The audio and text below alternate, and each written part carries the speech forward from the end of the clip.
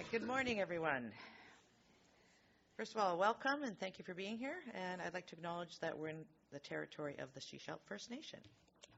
So we have an agenda in front of us. We had an amended agenda, and we'd like to add an additional 2 items under new business. The first is strategic priority advocacy, and the second is procedure bylaw. Anything else from staff or board? All right, so I'd look for a motion to adopt the agenda as amended. Moved and seconded. All in favor? Thank you. So first item on our agenda is a delegation. We have Ian McDonald here from Dave Mitchell and Associates regarding the program manager or emergency program review, and this will be a verbal report. Go ahead. Thank you. Thank you, Mayor Seegers. Since we made the presentation, and I think this is the same committee we made the presentation to on the 10th of January, we've met with each of the 3 other local governments, Gibsons, Sechelt, and the Sechelt Indian Government District, as well as meeting with the SCEP committee at the end of January. And I'd like to thank each of the councils for making time for the presentations on the emergency program, and in the case of Gibsons on the fire service review as well. We know that your agenda are busy, particularly with the new councils and everybody learning their jobs. And we really appreciated the opportunity to meet with you, to review the state of the emergency program, and to discuss some of the issues involved in moving forward with the necessary updates and revisions. I'd also like to thank Chief Michael, who attended each of the 4 meetings, and former Chief Higgs, who attended each of the meetings other than the one in Gibsons. The coast has been and continues to be well served by these 2 highly qualified individuals. They're experienced emergency responders and leaders, and they bring a lot of capability to the table. And it was really interesting when we went into the SIGD meeting. It was like old home week with Bill and the members around the table, and they were quite happy to see him there. So just as I think what I'd like to do is just kind of do a bit of an overview and reminder of the results of the review. The review that we conducted was intended to address the current structure of the program itself, the current state of play in that program, to provide a bit of a pathway forward in terms of updating and revising it in consultation with the local governments and the various other stakeholders. And I would separate the work to be done into 2 large pots. The first is at the local government level. And at the local government level, the updates that are required are to the bylaw structure and making sure that the existing structure first serves your needs, second reflects your intention. So particularly when it comes to ongoing communications at the local government level, how you want to manage that. There's that moribund emergency executive committee or executive emergency committee that sort of fell into disuse starting in around 2010. And so you need to decide whether that committee needs to be revived or whether there's some other method that you want to introduce to ensure that the ongoing communications between the local government partners are properly maintained. We've also recommended that you underpin the bylaw structure with a formal agreement modeled after the approach used in Kootenay Boundary. And the reason for that is because bylaws are not a great place to set out in detail how you're going to run and operate these kinds of programs. These programs change over time, the needs change over time. The agreement provides more flexibility in terms of your management of relationships. It also allows you to set out in more detail what you expect each of the partners to be doing, what your roles and responsibilities are. And then finally, it will allow you to formally incorporate the improvement districts into the structure. Right now, the improvement districts, which run 2 of your 6 fire departments, are not formal members of the emergency program. And again, from an operational standpoint, I'm not suggesting that either Pender Harbour or Sechelt have done anything other than work seamlessly when an activation has occurred. It's just you want to incorporate them formally into it, make sure that the communications are there, make sure that they're involved as proper stakeholders. So that's at what I would say at the local government level. And you'll have that managed by staff and participated in by elected officials, so that you're overhauling the fundamental bylaw structure, the fundamental legal structure on which the emergency program rests. At the operational stakeholder level, there's a need to update the actual form and content of your program. And I would suggest that the initial cut at this update probably should be undertaken by SCRD staff. And you would want to develop a bit of a working group. You would want to bring in some of the other stakeholders onto that working group, get your precedents together, and then work through and develop out a new program, a new form of the program, and get something in place that works from an operational stakeholder perspective. Once you've got your sort of initial cut at the overhaul of the program and its supporting materials and the way it's going to be presented and managed, the update should be reviewed and then input received from that collection of operational stakeholders that sits at the SCEP level. And now this also will involve local government participation, because local governments also sit on the SCEP committee.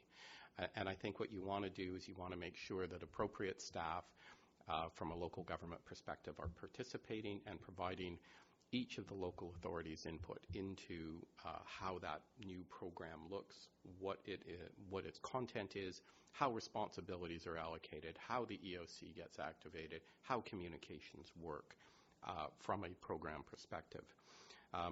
One of the discussions with Sechelton Indian Government District was they have identified a number of approaches for their territory, which includes some resources that have been allocated and a draft standalone emergency program. And one of the things that's missing right now is making sure that there's integration between the existing SCRD program and what the Sechelton Indian Government District has sitting in a draft form for their own territory.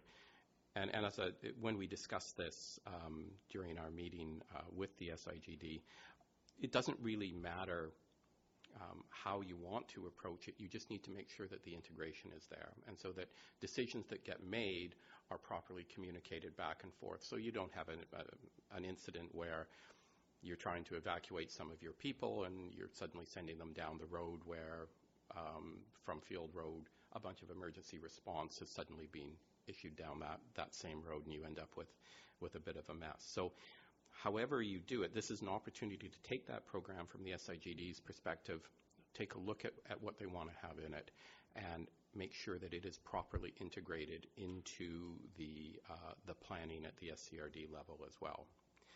The other thing that needs to be integrated into the planning, and that you need to make sure that these are all consonant, is that other stakeholders on the coast have standalone emergency programs. The RCMP, BC Ambulance is working on theirs. Apparently they're supposed to have one, and the person who retired took most of it away in its head. And then there are other relevant stakeholders. There are your utilities, so Fortis and TELUS and Rogers. You need to make sure that your planning and their planning aligns. So this provides a really good opportunity to sit down when you get your program into place to make sure that those plans are consistent.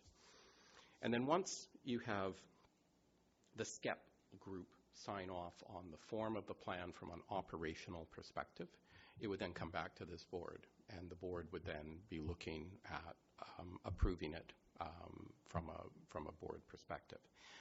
One of the issues that is missing in the current structure is the process then for ongoing updates and amendments. And so the existing form of the plan went through 4 amendments. It wasn't clear how those amendments were being reviewed and vetted, and the level at which the board was engaged or involved in in those amendments. And I think one of the things when you guys look at your bylaw structure and begin to ask yourselves, well, how should this work going forward? How do we want to integrate this into what the 4 local governments do, is how changes to the program will be managed going forward. So making sure that the revisions are properly tracked, making sure the revisions are approved through a method that you consider appropriate, and then making sure that the revised program is properly distributed to all of the stakeholders, including with any revised supporting material. In terms of the meetings themselves, and again, it was very brave of you to invite a recovering lawyer to come in and just start talking. I think I took up more of the schedule than had been anticipated. There were a few things that I think came out. One is that there's been a bit of an erosion in overall communications between and among the 4 local partners. I don't see this as an enormous problem, although it can create tensions and misunderstandings. And I really put this in the category of benign neglect. And I understand that. Everybody's got issues that they're trying to deal with within their own communities. And some of these things just seem to be running in the background, and it's not until you sit down and look at it that you realize that maybe the communication has gotten off track. Given the need to refresh the structure and the program, I see this as an opportunity for the local governments, most of which have new councils, to get to know each other, to begin to work together, and to refresh their connections in terms of managing this critical system for the whole coast. And from that new approach, you'll have better communications going forward, which hopefully will filter into other areas where cooperation and communication are required. One of the things that came out of the discussion in Gibson's is there's also a need to ensure that the management of emergency communications is handled correctly, and that information is provided as part of the ongoing system in a way that allows each of the local governments to speak to people within their community. Because, of course, what happens is that people know to call the Gibsons Town Hall or the Sechelt Town Hall or the SIGD, they don't know to call Field Road. And so if local government isn't kept in the loop, if the local authorities aren't properly kept in the loop with emergency communications, and I know there's a communications plan out there that's quite recent, and this is something that, again, as you go through and you start to look at this, you want to make sure that there's that information flow into local government so that a consistent message is being delivered. And so that staff in each of the local government who are sitting and are communicated with by their community members know what to be saying, know how to direct them, know how to provide guidance and advice. And if they don't, they know then where to direct the call, okay? Just so that there is a consistent message. People aren't being told, for example, shelter in place when, in fact, they're being asked to evacuate.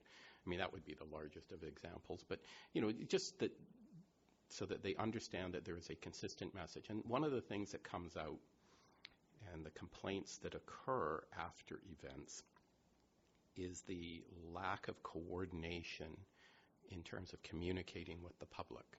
And you hear that where people on the ground are being told one thing by an incident commander, they're being told a different thing by the EOC, and then they're being told a third thing by the elected officials at a press conference. And so making sure that those communications are consistent and coordinated is critical to managing any large emergency event. In terms of training, it's quite clear that while training is being provided, it wasn't perhaps as broadly based as it needed to be. And again, that may be a bit of a breakdown in communications that has occurred. I think training was being offered, but maybe not taken up. And I think one of the things each of the local authorities needs to do is to ensure that it commits to getting its staff trained and that the SCRD program is offering the opportunities across all 4 local authorities. It's critical for people on the coast and for our operation of the program on this coast that we have training in depth. if you have a major event, if we have an interface fire that lasts not for 3 days, but for 3 weeks, we're going to time people out of our EOC very quickly. And if we don't have that depth, that bench strength, we're going to struggle in terms of managing the event locally. And so ensuring that there's a wide level of basic training amongst your staff, I think, is critical. Making sure that select individuals within your organization get more advanced training is critical. We also need to ensure that there's training in depth for the stakeholder volunteer organizations for their special programs, so that they actually are getting the opportunity to get the training they need to make sure that they can properly integrate into and work with the EOC in terms of delivering ESS services, search and rescue, radio, those other services, making sure that they're getting the opportunities for training as well. And obviously, and I know there was some elected official training in December. One of the things that the Auditor General for Local Government identified as an issue was to make sure that elected officials have proper training to understand the role that they play, because their role is strategic in terms of emergency operations. It's not directional. You're not down there directing the troops on the ground. You're making sure that you're dealing with the strategic issues that come up, making sure that big requests for resources, making sure that you're activating other help if you need to at a provincial or a federal level, and making sure that you're providing generalized guidance to the EOC and the EOC director, not actually down there pointing a fire hose at a particular fire. Okay? So it's critical that elected officials also get appropriate training. Part of the work we're doing right now includes a major review in Saanich, and one of the things, part of that review will include, of course, their emergency program, and we met with their emergency program people a couple of weeks ago and worked through how they have structured their system. And one of the approaches that I thought made a lot of sense, they've got this rolling 3-year training program that includes along the way smaller exercises that culminates then at the end of the 3-year cycle in a major sort of field operation where you activate the EOC, you make sure that the local governments are all involved, you make sure all of the stakeholders are involved, and you have that major operational training. And it's critical because one of the hardest things about maintaining the interest of your volunteers, maintaining the sort of interest of the people who receive this training, is that actually we don't get to exercise it very often. And so if you have these sort of every sort of triennial major exercises, and you can have some smaller tabletop exercises along the way, it helps maintain the interest and the attention of the people who are volunteering, as well as giving your staff who have been trained the opportunity to exercise what they have learned. And it becomes critical because these things don't come with a lot of warning, these kinds of events. In terms of the creation of the Manager of Protective Services, and I think it's fair to say that that was also an area where there was maybe we probably could have been clearer in terms of the original presentation we made. I'm only going to talk about it from a rationale perspective, and I know you guys have some upcoming meetings with staff on the budget side where you'll be talking about the nitty-gritty of what part of what position is allocated to what role, and how are you going to manage the workload that you have to now manage in terms of both the emergency program and fire services, and will this be sufficient, and are we making sure that everything that needs to get done will get done in a timely fashion. So that part, I think, those types of details, I think, are better a discussion between the SCRD board and staff. From a rationale perspective, I would note that first, it needs to be an exempt position, and other than Sunshine Coast. And I think this is a historical accident because you guys were actually one of the first regional districts to step up to the plate and develop a region-wide emergency program back in the 1990s. And I think at the time you really didn't have any precedents to follow. But I think if you take a look around, we have not come across any other jurisdiction where the emergency program coordinator was not an exempt role. There's just too much authority in the position for it not to be exempt and to be working at that managerial level. In terms of the integration with fire oversight, this, again, when you look at it at the regional district level, is a very natural integration.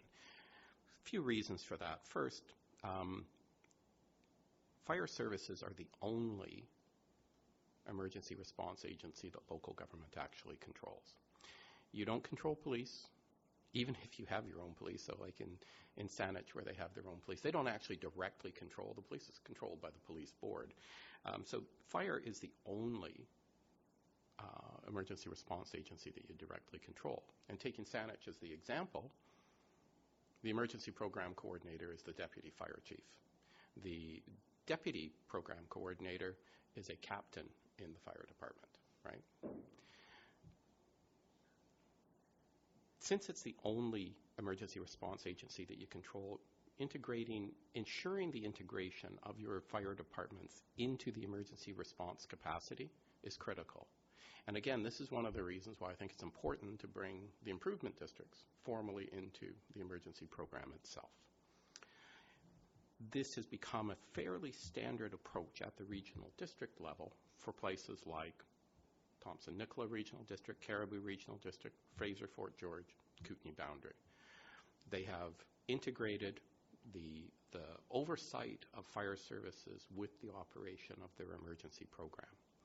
Typically, if we take TNRD as the example, Thompson-Nicola, what they end up with is two people, both cross-trained, able to handle both fire and emergency program.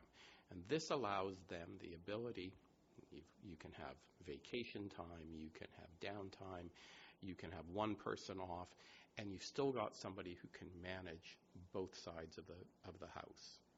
Because one of the things that will happen, almost certainly in any major emergency, you're going to also be having to ensure that you understand how your fire resources get allocated and get managed as part of that response.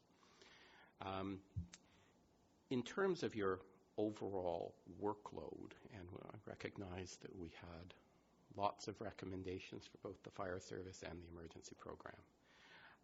As this system develops, the board, in consultation with staff, will have to make sure that you guys have the depth of coverage that you need and sufficient staffing.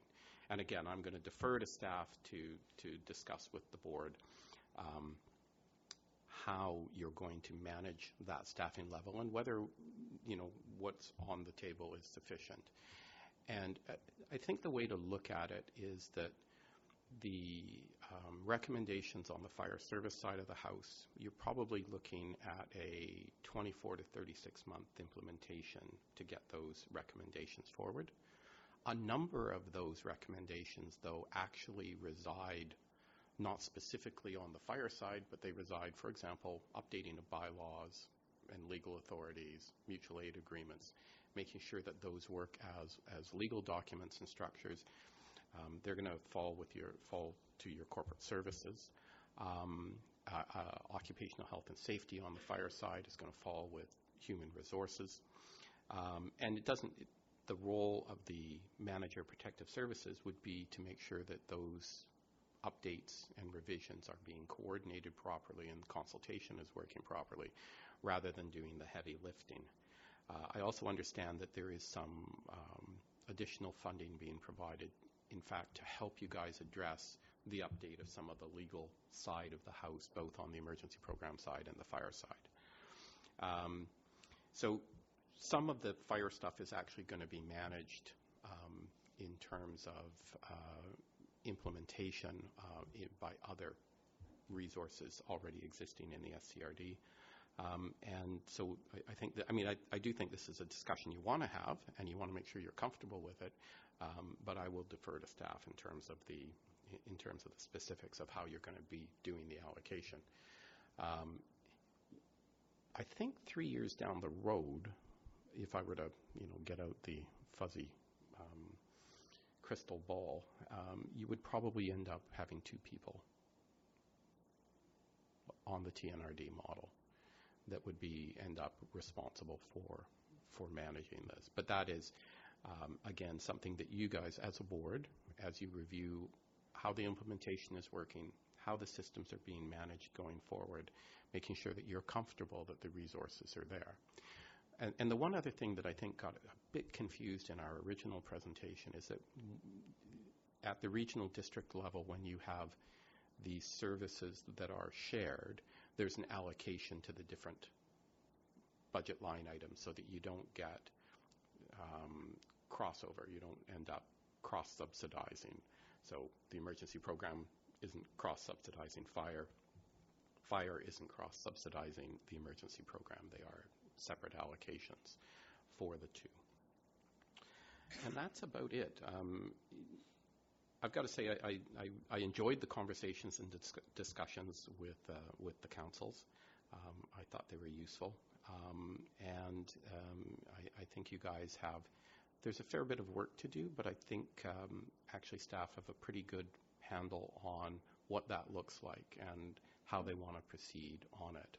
And I think they want to bring forward some planning for you in order to see how that would roll out and then how you would staff it and fund it going forward.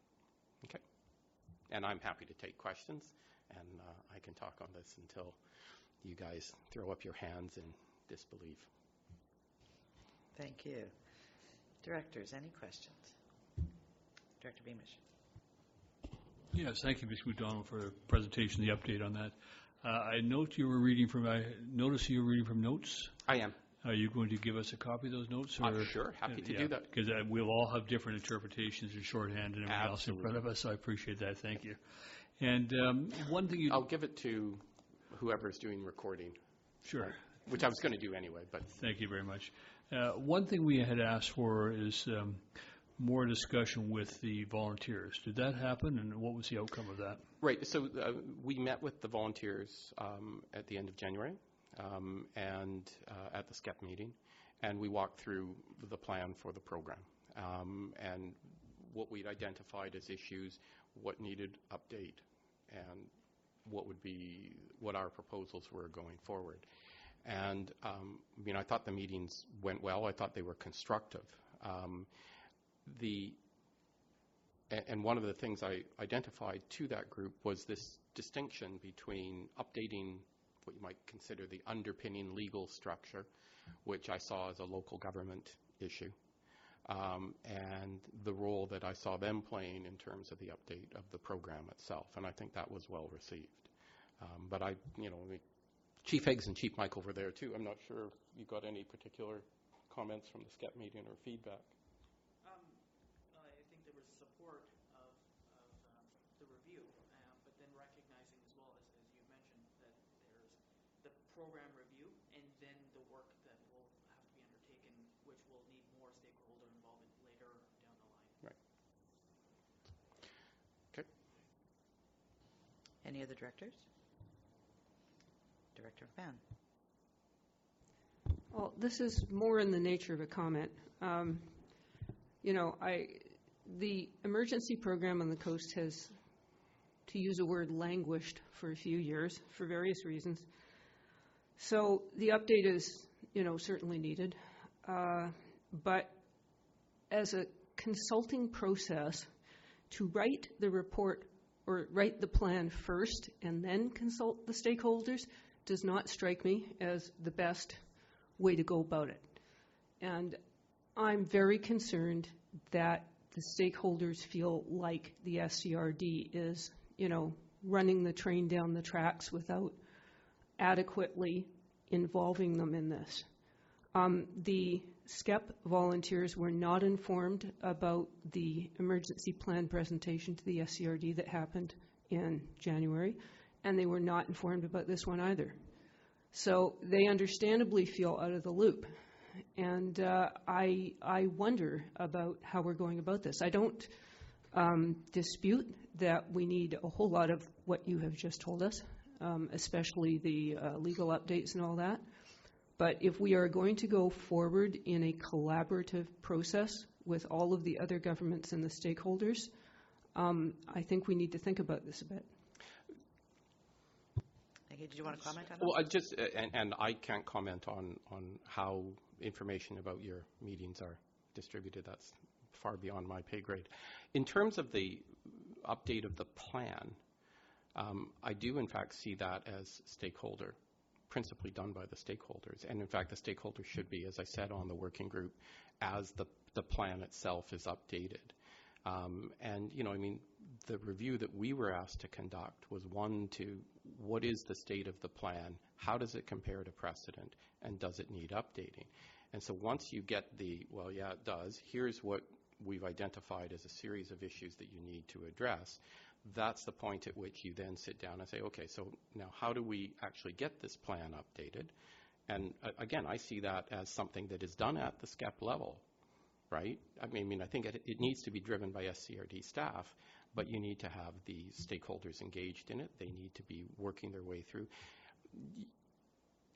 In terms of how you manage the actual creation of an initial draft for people to consider, I think the question is how many people can you have in there and actually writing the document. I think you need to get something that is out there that makes some sense in terms of a starting draft, and then you sit down and you work through with the stakeholders in terms of, does this work? Is this appropriate? Do we need more or less in some of these areas? I mean, and that's a mechanical issue. And, you know, it's not intended to exclude the stakeholders, quite the opposite. It's simply meant to ensure that you've got something in front of them that that they can begin to comment on, rather than having to take a blank piece of paper and start writing things down. It wasn't intended to exclude them in any way in terms of how the plan itself gets developed, because from an operational perspective, it has to work for them. They have to understand it. They have to make sure that it actually coordinates with what they expect their roles to be, whether it's search and rescue or ESS, radio, or the other volunteer organizations. So I'm sorry, and if I wasn't clear enough on the role of the stakeholders in developing the new plan, that's my mistake in terms of the way it was expressed. Thank you. Any follow-up? I'll just make a comment on that as well. I did hear back from some of the volunteers after the meeting that was held, and the impression that a few of them had was that while they totally agreed with the work that needs to be done, they felt that perhaps the final conclusion around how it gets staffed was premature and should have come to them, the plan should have come to them before the staffing model is looked at. So they felt that when it came to the meeting, it was a foregone conclusion. This is how it's going to go forward, and this is what it's going to look like, that they didn't feel they had any input. That was so yes, they were engaged, but maybe not in the timeline that they would have liked to see, to be able to feel that what they brought forward was meaningful and timely. Okay, and that's just a comment coming from that side. Okay. Good. Yes, Director Julius. Thank you, Madam Chair. The question I have is, over time, you always hear things such as, we're not ready. If a big one hits, we're not ready. So if this plan goes through and it's adopted and everything is wonderful, will we be ready? No. I mean, realistically, there is work to do, and I'll be blunt. I mean, there's only so much local government can do. The best you can do is make sure that you guys have the structures in place that allow you to do the response. In terms of if we get the rip on the Cascadia fault, right? I mean, that is going to go from northern Vancouver Island down to northern California.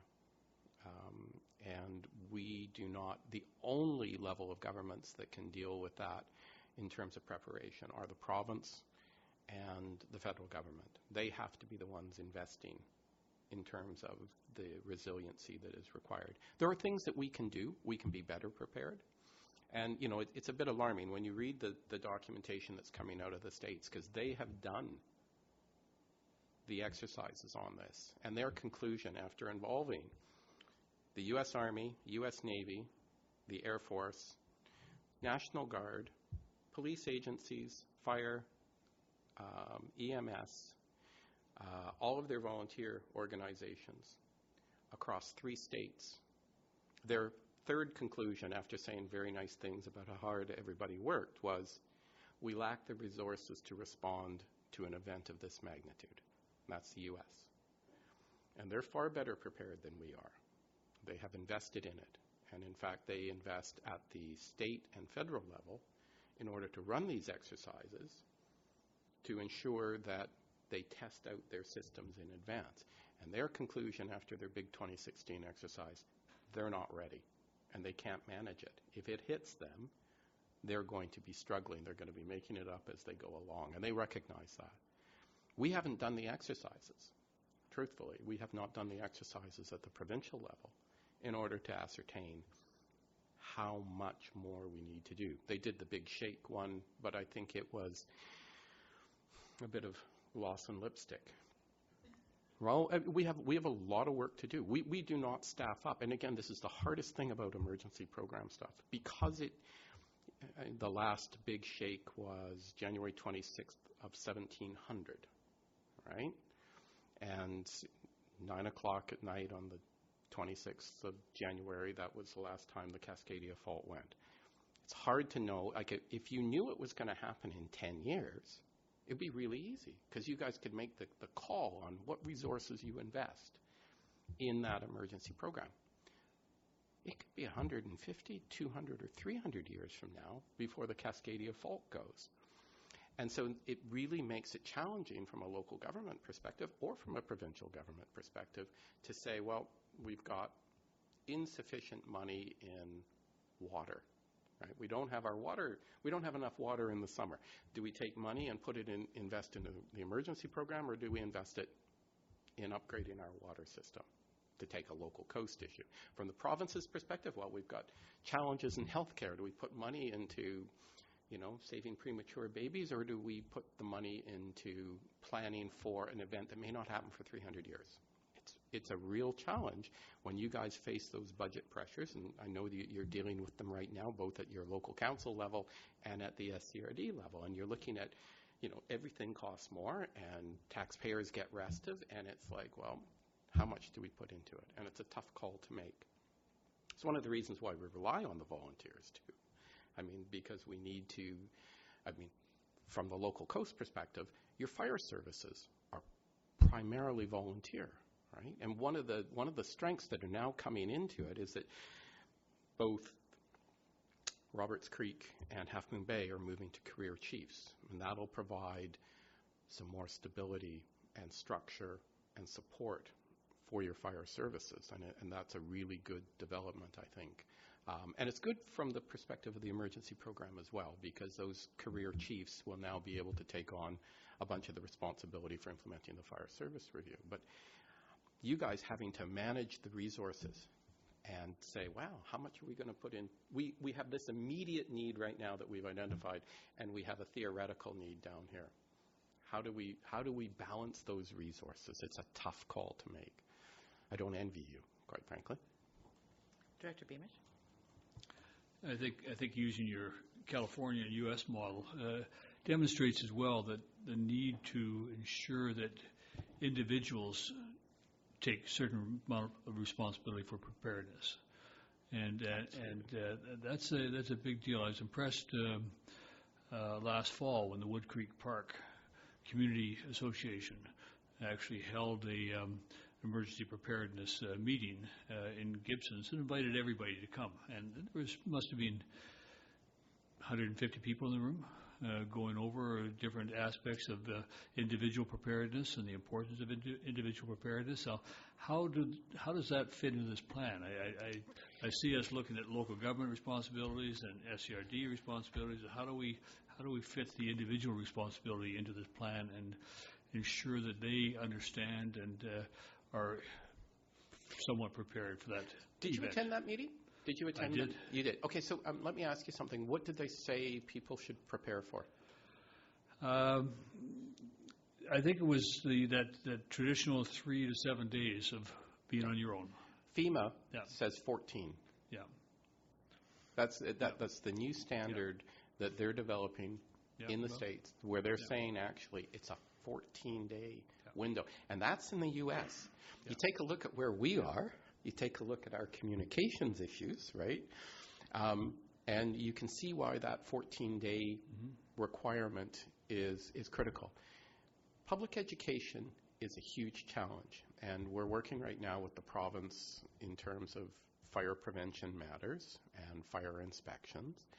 And one of the really big challenges is helping people understand why they need to take some of their stressed resources and invest it into planning for bad events, and why that's critical, and what that actually looks like and how they can actually manage it.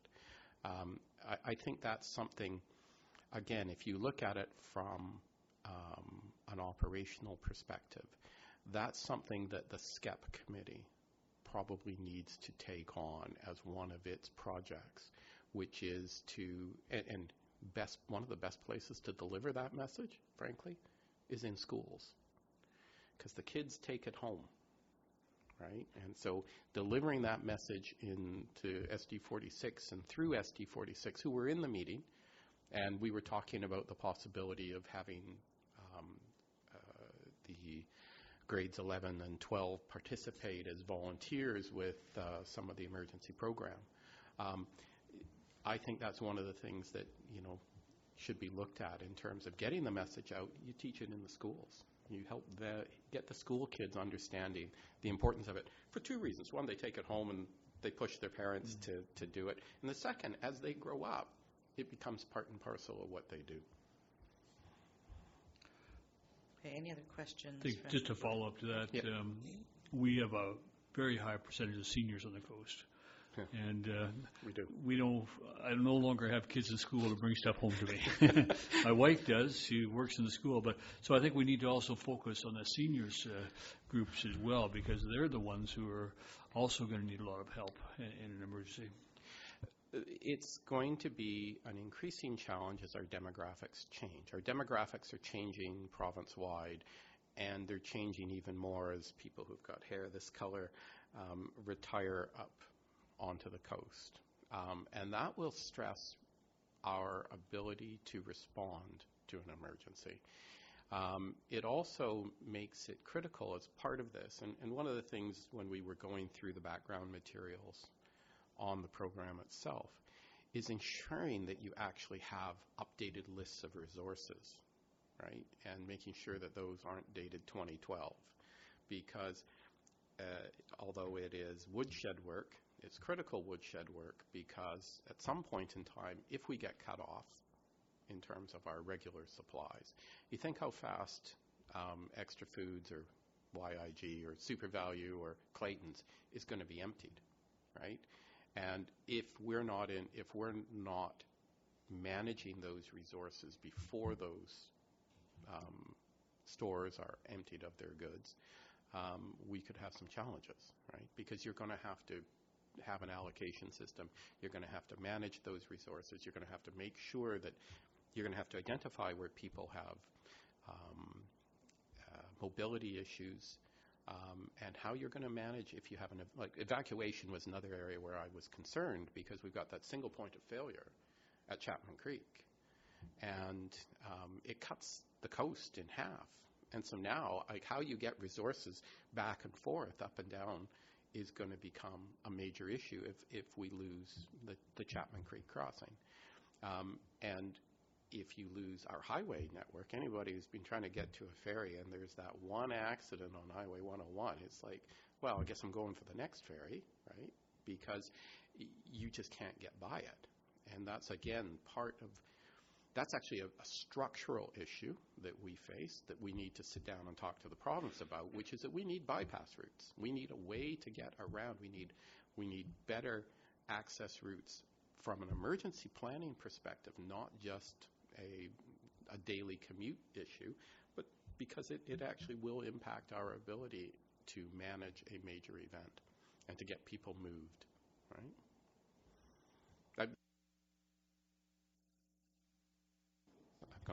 gone off. It's an interesting challenge on this coast in terms of that one ribbon north and south that we have. Any other questions or comments by the board? Okay, I just want to draw to the board's attention that when we come to budget on Monday, there will be some budget decisions to be made. One is about the manager protective services and how that gets funded. And then the other are contract services and additional funds for some of the support work that's been indicated. So we will probably be discussing it a bit then, but I want to make sure that, given we've got the resource here at this time, if you have any questions or any concerns about any of those pieces, that you ask those questions now. Director Tice.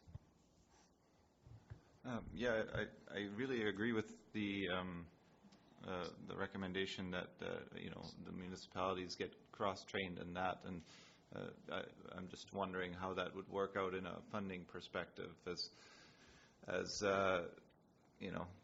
would the district be carrying the funding of the people being trained in the municipalities, or would the municipalities carry that cost, and how do you foresee that kind of shaking down? And I think I'd have to defer to staff on that. I'm not sure how the training has been managed historically. I mean, conceptually, you're all participants in the service, and the taxation is across the whole region. And so since it's critical from the program's perspective that they train up volunteers, the fact that the volunteers are being drawn from the staff of the 4 local authorities, in the same way that the SCRD is training its own staff, it should be, I would think, and I'm probably going to get a large thing thrown at the back of my head here. Well, we can go to staff and they but I think that's something that staff will have a far better handle on. They know how the training has been offered in the past. I'm not sure how they do the costing. Okay, we can turn over to Tina and staff to give some kind of input. Yeah, thank you. So I think how Ian has explained it is essentially how it has been delivered in the past, where in as much opportunity as we can, we always try to make it as regional as possible. There's a lot of provincial opportunities as well for training, and we've received grants and have always tried to engage in our other member municipalities when that happens. I think that's one of the benefits with having the regional model, is because then the cost apportionment gets allocated based on all the funders, which everybody participates in, and which is a legislative requirement as part of a Local Government Act for the regional district. Okay. Can I also say that she talks about training opportunities. There's also exercise opportunities, and I know, for example, Chief Michael was sent up to Peace River.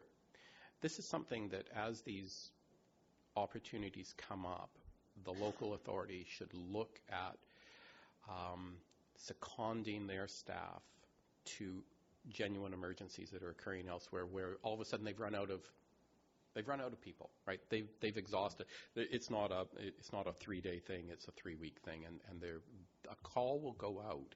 And I think this is, again, where communication needs to be better, where these opportunities need to be discussed, and there is benefit from the local government's perspective to sending their people out so that they get the opportunity to work in an EOC in a circumstance where there's a major wildfire, or where there's I think the Peace River one was a landslide thing, where they get the opportunity to actually see how it works on the ground in a real emergency in someone else's area before they have to deal with it in their own. And I think that's really useful to consider. Okay. Director McMahon? Hi. Just looking at these proposals we've had, it seems to me that we're hiring all managers and no support staff. And I kind of wonder about that a little. Did we not formerly have a manager of emergency services and an assistant? And that's probably a staff question, but It is a bit of a staff question. I know a little bit about it. Again, they'll throw large, heavy things at me if I get it totally wrong. My understanding is that, and this isn't taking away anything, this is trying to add and decide at the higher level how the position looks. There is, in fact, administrative support built into the budget for the emergency program, and that would continue. And I'm not sure what other supports are in there. And Tina, do you have those? Talk to staff, yeah. Or staff? Yeah, so essentially, before there was one FTE with a little bit of administrative overhead allocated to that budget. So staff can prepare some more information for next week's budget allocation discussion. So essentially what's being proposed now is to take those resources, those FTE counts as we call them, and allocate them a little bit differently. So some of those allocations, so the one FTE that was there before was actually a unionized staff. It wasn't a managerial staff before, or exempt in this particular case. So we're going to allocate some of those to protective resources because they'll be doing fire, but they'll also be responsible for overseeing the emergency management. But there's also going to be some additional internal resources, so non-exempt support staff. So again, talking about what Ian was mentioning before, is one of the recommendations is to create more bench strength. So to create some redundancies, because we never had that before. We only had one person. So just clarification then. So are you saying we're taking the one full-time equivalent and reducing the emergency coordination piece to 0.6? Yes. Yes. So it's still all emergency coordination. It's just assigning tasks differently, I think, is more of the work allocation. Okay, and staffing math always gets my head spinning because I'm just a recovering lawyer. So there's still one FTE doing emergency. Okay. Well, it sounds like what we're doing is 0.6 emergency program management and 0.4 fire operation management.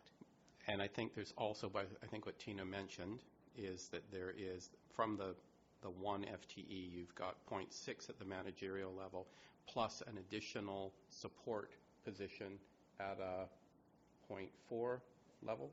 Is that right? Okay. So that you end up with one person doing emergency program responsibility in total still. It's just they're split between a senior role and a support role, plus the administrative support. And I think your point about how much support is required is a good one. And I think that's something that's worth delving into when you get into your budget discussions. But making sure that they are adequately supported in terms, just to make sure that for the woodshed work, you're able to carry the load. Okay, Director Mann, follow up.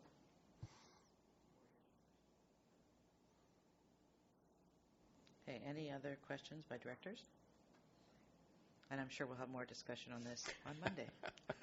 Aren't you lucky? I know. Budget's I know. always fun. I know. And Okay. again, I've offered in each of the meetings with the local councils, with the local governments, that if you want me to come back and discuss any issue or aspect of it, I'm happy to do it. I have some skin in the game. It actually makes a difference to me that your emergency program is working, and so I'm happy to come back and talk to you about particular issues, and I'm happy to talk to you about best practices. One of the things coming out of the SANET work we're doing is we're going to be getting, this is another one of the precedents for you guys to be able to use, and I really liked that 3-year training and exercise program that they had developed. And again, that's that formalizing those processes so it becomes part and parcel of what you guys do as a collective group of organizations just becomes second nature, that every third year you guys will be getting together and doing a big sort of exercise and testing it out before we actually need to use it. Thank you very much. All right. Thank you for your time. Thank you for being here, and thank you for taking our questions and managing this whole process. All right, let's move on to item number 3, Code of Conduct, SCRD, and its Annex A, pages 1 to 25. First, I'd look for a motion to receive all the reports. Moved and seconded. All in favor? Thank you. So I'll turn this over to our CAO. Thank you, Chair Seegers. So during the November orientation that was held for the newly elected officials, staff had made reference to the working group on responsible conduct, which had occurred over the course of 2018 and is endorsed by UBCM, LGLMA, and the province. And so this report is here for the committee to consider. In addition, staff also highlight that the auditors for the regional district had also made recommendations in their 2017 audit process that such a policy a code of conduct also be put in place. So staff have attached a number of best practices and guiding documents, if you will, that came out of the working group responsible conduct for the committee's consideration, and staff are recommending that such a code be developed and be brought back for future or for consideration in Q2 2019. Thank you. Any comments by directors? Director Beamish? Yeah, I would move that recommendation. Okay, is there a seconder? Seconded. Any discussion? Director Hiltz. A question to staff about there seemed to be a part missing in terms of the background material, and I was going back to the working group's policy paper from 2017, and it talked about repairing relationships as one of the 4 components. Could you refer us to a page?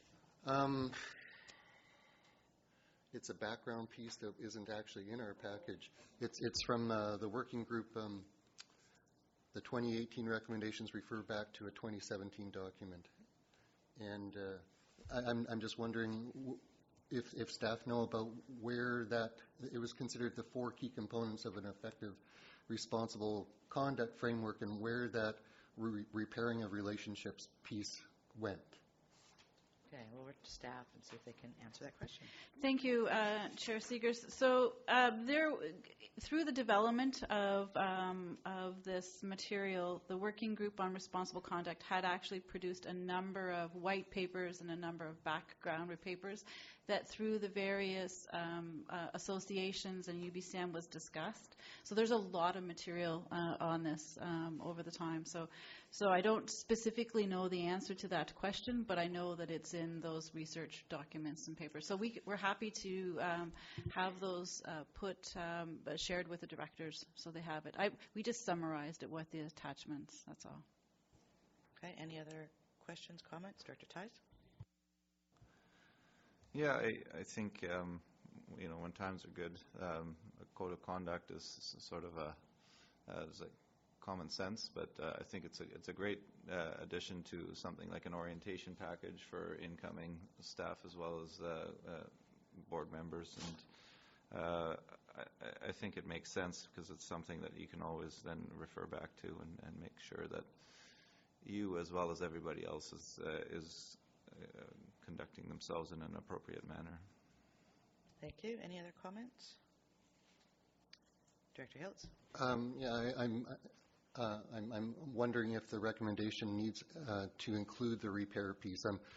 I'm just thinking of recent things in the news with Judy Wilson-Raybould and Justin Trudeau. It was going fine, and then it wasn't going so fine, and the conduct didn't happen. But there doesn't seem to be a way to repair that relationship. I'm thinking about even the school board. The peer-to-peer is one of these models of, and I don't see this piece in the code of conduct recommendation. So that's what I'm wondering, if do we need to?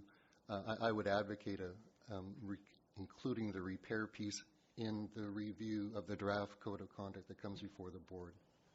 Okay, so I guess that would lead into my question to staff. If we have staff draft this, how do we then get input from the board? Because when I read through the materials, I noticed that there were a number of ways that it could be written, the number of different items that could be included depending on the direction that the board would like to see it go and the foundation that we'd like to see put in place. So how do you see this playing out in having board input into what the code of conduct actually would look like? Thank you, Chair Seegers. So what staff are actually asking for is authority to actually prepare a draft that would actually be considered by the board, amended by the board, based on the actual principles that were endorsed through the working group of responsible conduct. So that's the essence that we would build the draft. If there is direction that the board would like to give staff in that preparation of the draft, then we're happy to take that as well. So we're still in draft. We're just seeking permission to prepare a draft.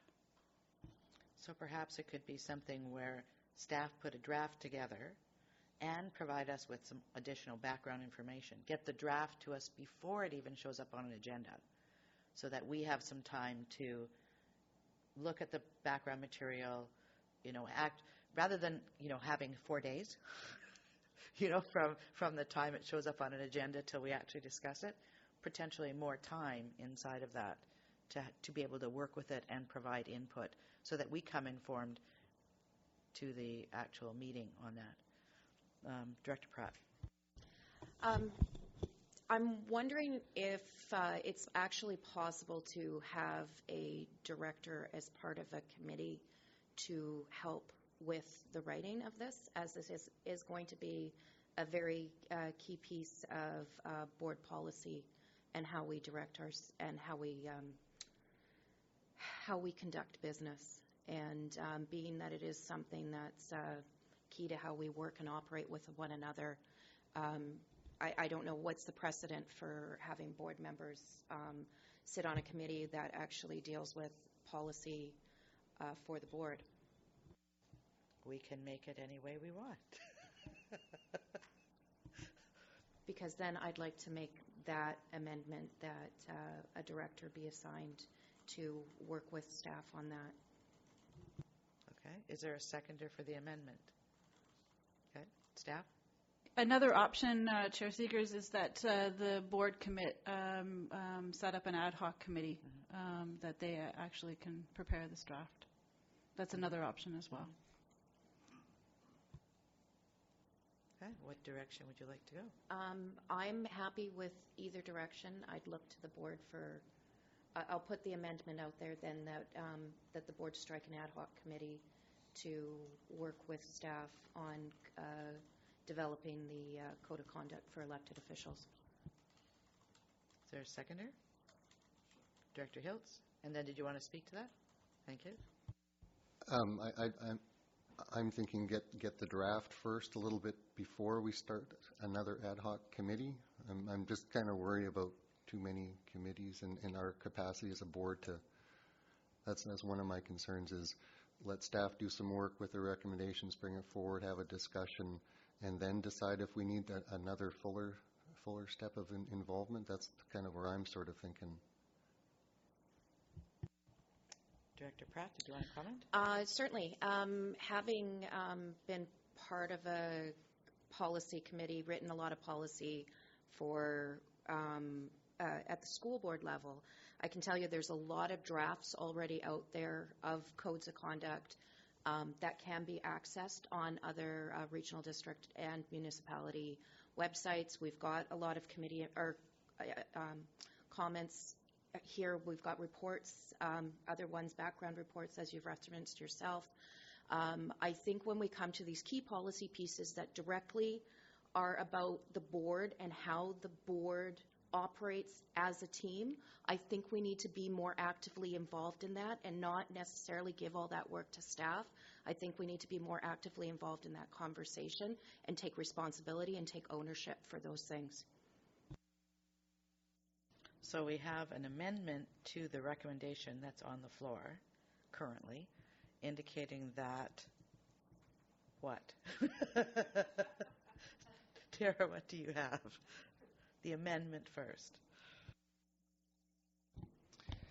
Thank you, Chair Seegers. And that there be a special committee to discuss and draft a code of conduct for elected officials. Okay, so how would that then tie into the actual motion that we have here? So the motion would be that a draft code of conduct for elected officials based on the foundational principles developed by the working group, basically be prepared for committee consideration in Q2 2019, and that a committee of board directors, ad hoc, be set up to work on that? Is that kind of what we're looking at? Okay. Does everybody kind of understand what we're looking at doing with this?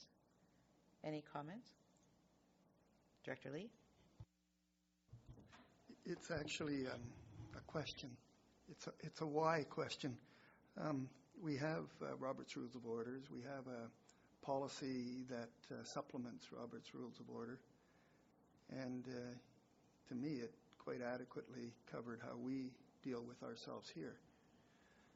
So what exactly is this document for? Where does it fit into that process? Okay. Who'd like to address that one? I mean, I can do a bit, and then we'll see if anybody else wants to fill in pieces on that. Robert's Rules of Order actually lays out how you run the meeting. The Code of Conduct is how you behave inside of the meeting with regards to your fellow board members, with staff, with the public. So it's not necessarily how I do it, right? That's the how, but it's how I actually am in my being when I'm doing that. And that's what the Code of Conduct is. So I treat you with respect, right? I speak to you civilly. I don't call you out inside of Robert's Rules of Order. I don't put staff down in public. Those sorts of things. That's the Code of Conduct. Yeah, that's all covered under Robert's Rules of Order, actually, what you all described just now. Mm-hmm. So okay. I see a need to document how we treat staff outside the meetings. Perhaps that's what this is for. That's good. I'm quite comfortable with that.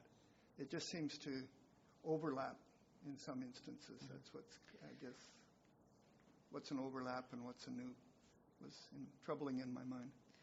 Usually Code of Conduct, when things are going well, you don't need it. Right? It's when things are not going well.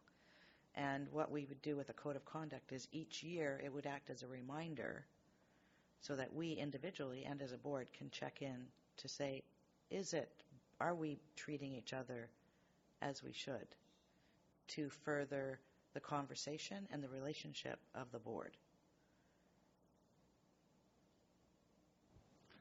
I'm okay with it as long as we don't have one document contradicting the other. Okay. Director Theis. Yeah, I think the Code of Conduct is also an opportunity for us to make sure that we behave respectfully towards external agencies and the conduct outside of the boardroom as well. I think that's a good guidance piece as well.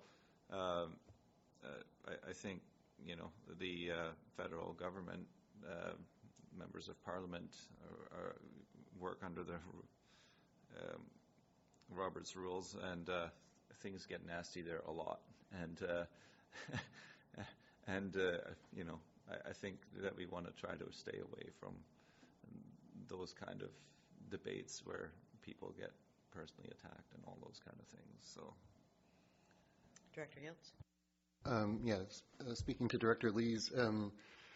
For me, it's the auditor's statement that the district has a wide variety of disaggregated policies in place, At the LGLA, one of the emerging issues was codes of conduct was one, as well as other things. So it's about, I think, putting it into one place so it's more easy to understand and to kind of not have contradictions.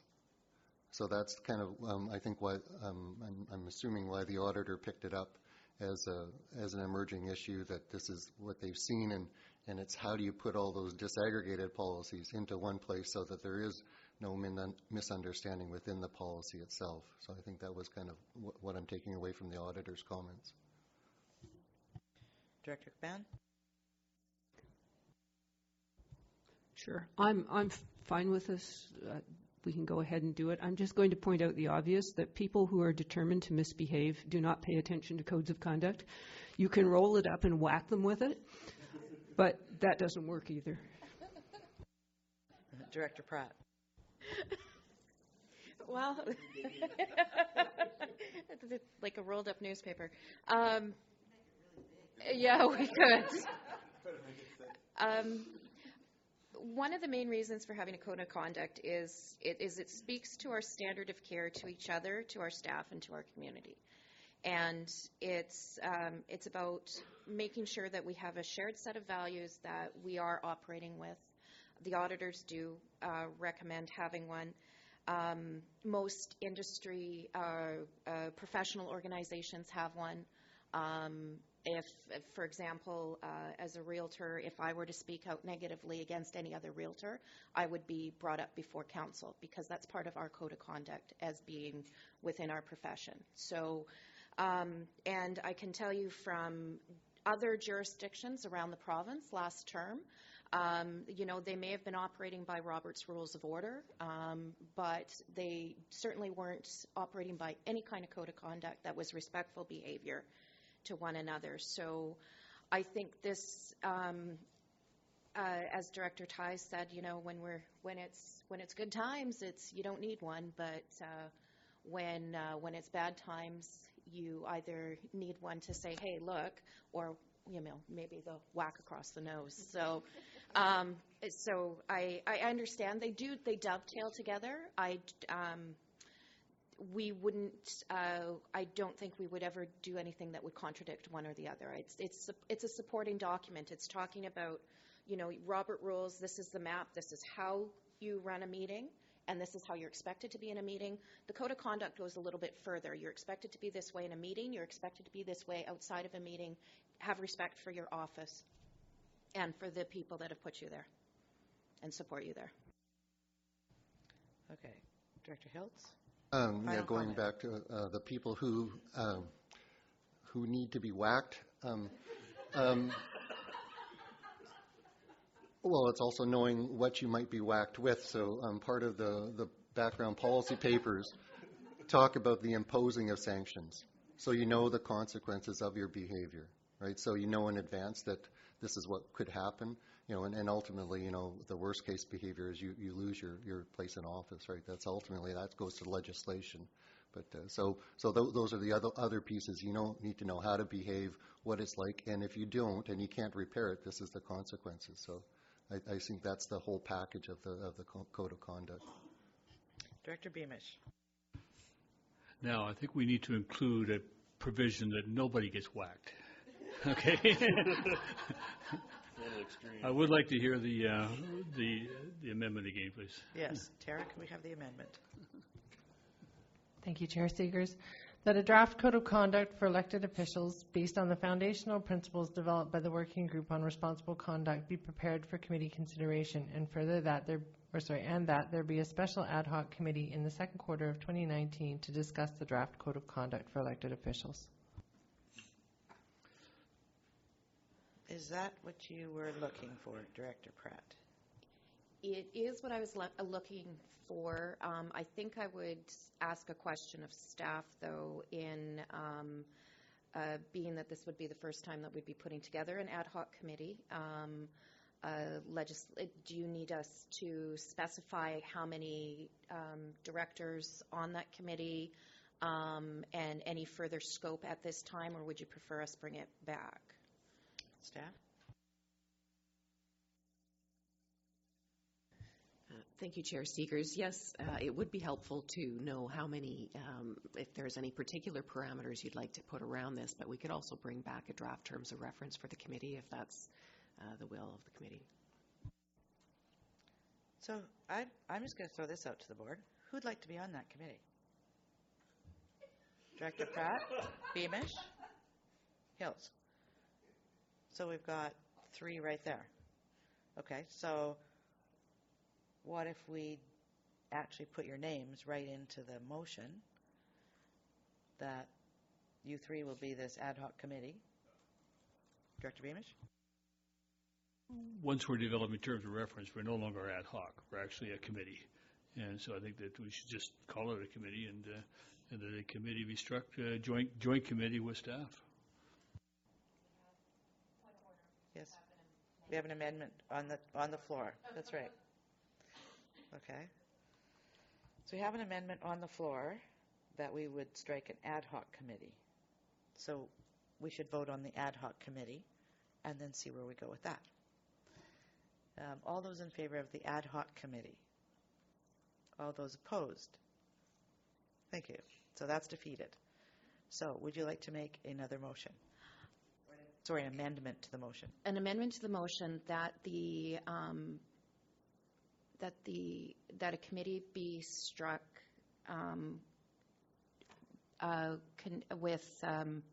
with staff and directors Beamish, Hiltz, and Pratt, and draft terms of reference be. I'm going to look over to our CEO, our corporate officer as well, and make sure that we're getting this right. So that directors Beamish, Hiltz, Pratt be part, and that terms of reference be set for the committee. Sorry, Tara. Sorry. Yeah. Do we need terms of reference to staff? No, I think the committee's task is to develop the draft, if I heard that correct. So we don't need terms of reference. Okay. So I have no idea what our motion would read at this point. What would the amendment to the motion say, Tara? I won't read the draft code of conduct part again, Chair Seegers. There be a special committee consisting of directors Beamish, Pratt, and Hiltz in the second quarter of 2019 to discuss the draft code of conduct for elected officials. I think we're looking at having staff in there as well.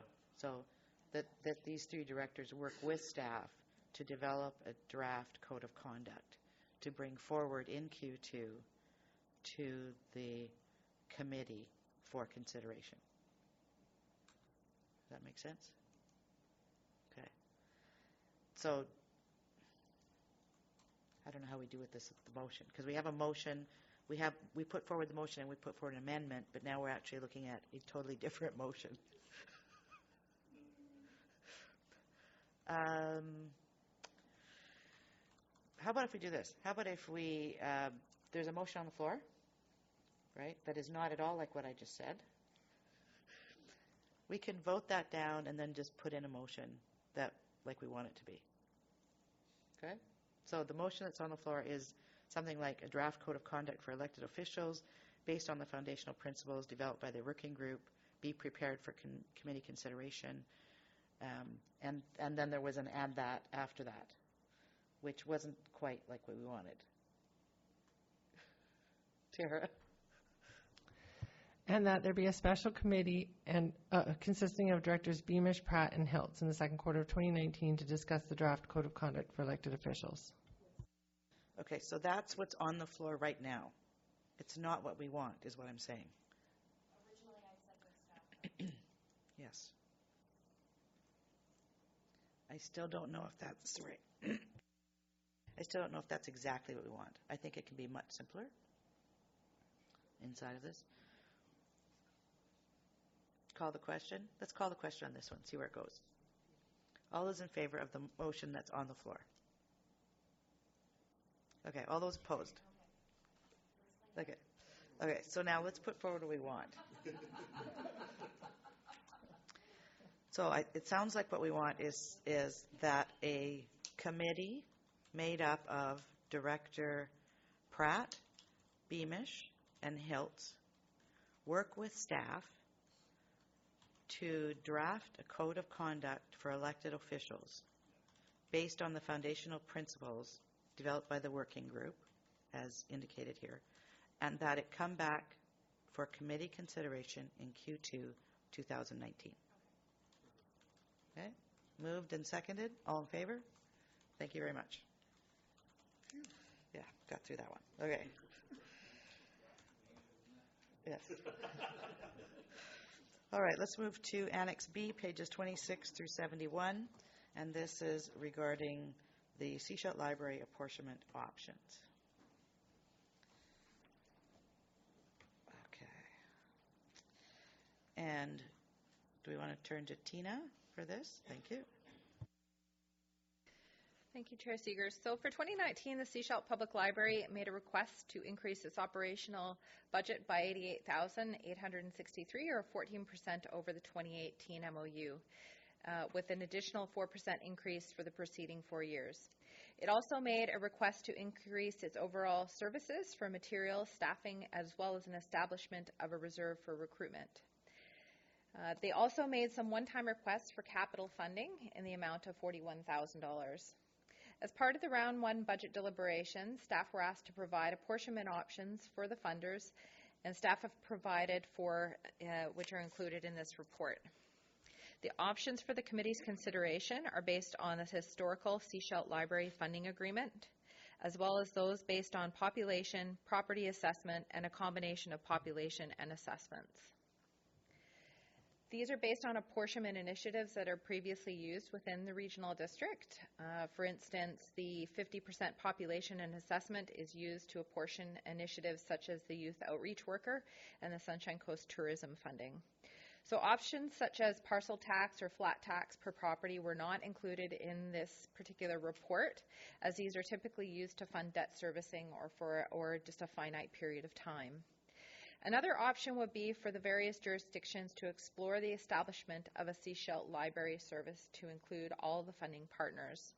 This was last contemplated in 2004 and did not subsequently proceed.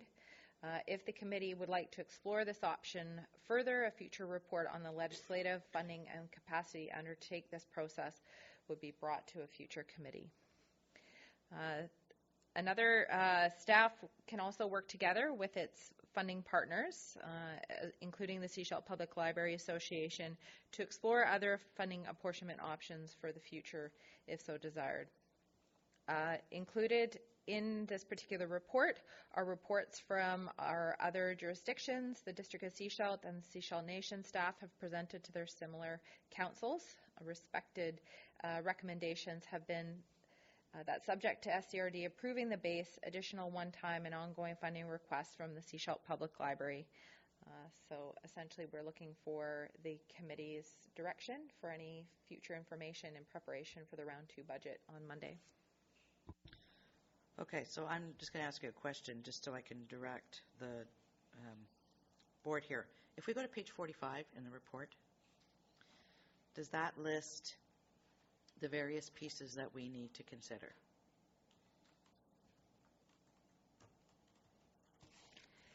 Correct. Okay.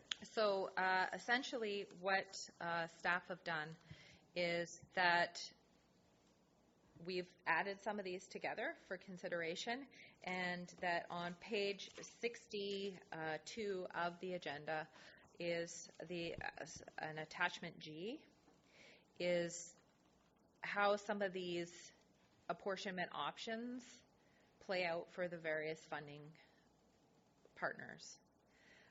Included in this report too is on page 69. District of Sechelt staff also provided some similar funding apportionment options there.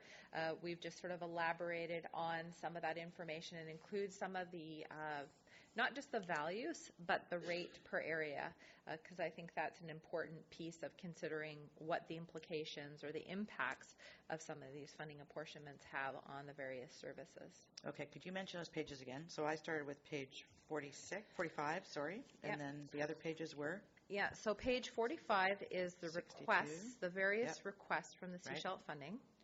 Page 62 Mhm. is SCRD's staff analysis Right. on the 4 funding options. Okay. And page 69 Mhm. is what the District of Seashell staff, my counterpart, Doug Stewart, provided from the District of Seashell, which also adds some similar apportionment allocations. Okay, so we can go at this a couple of ways. We can look at the apportionment, or we can start looking at the budget requests and see whether or not there's support at the board table for the requests that are made separately. And so I'm looking to the board, which way would you like to look at this?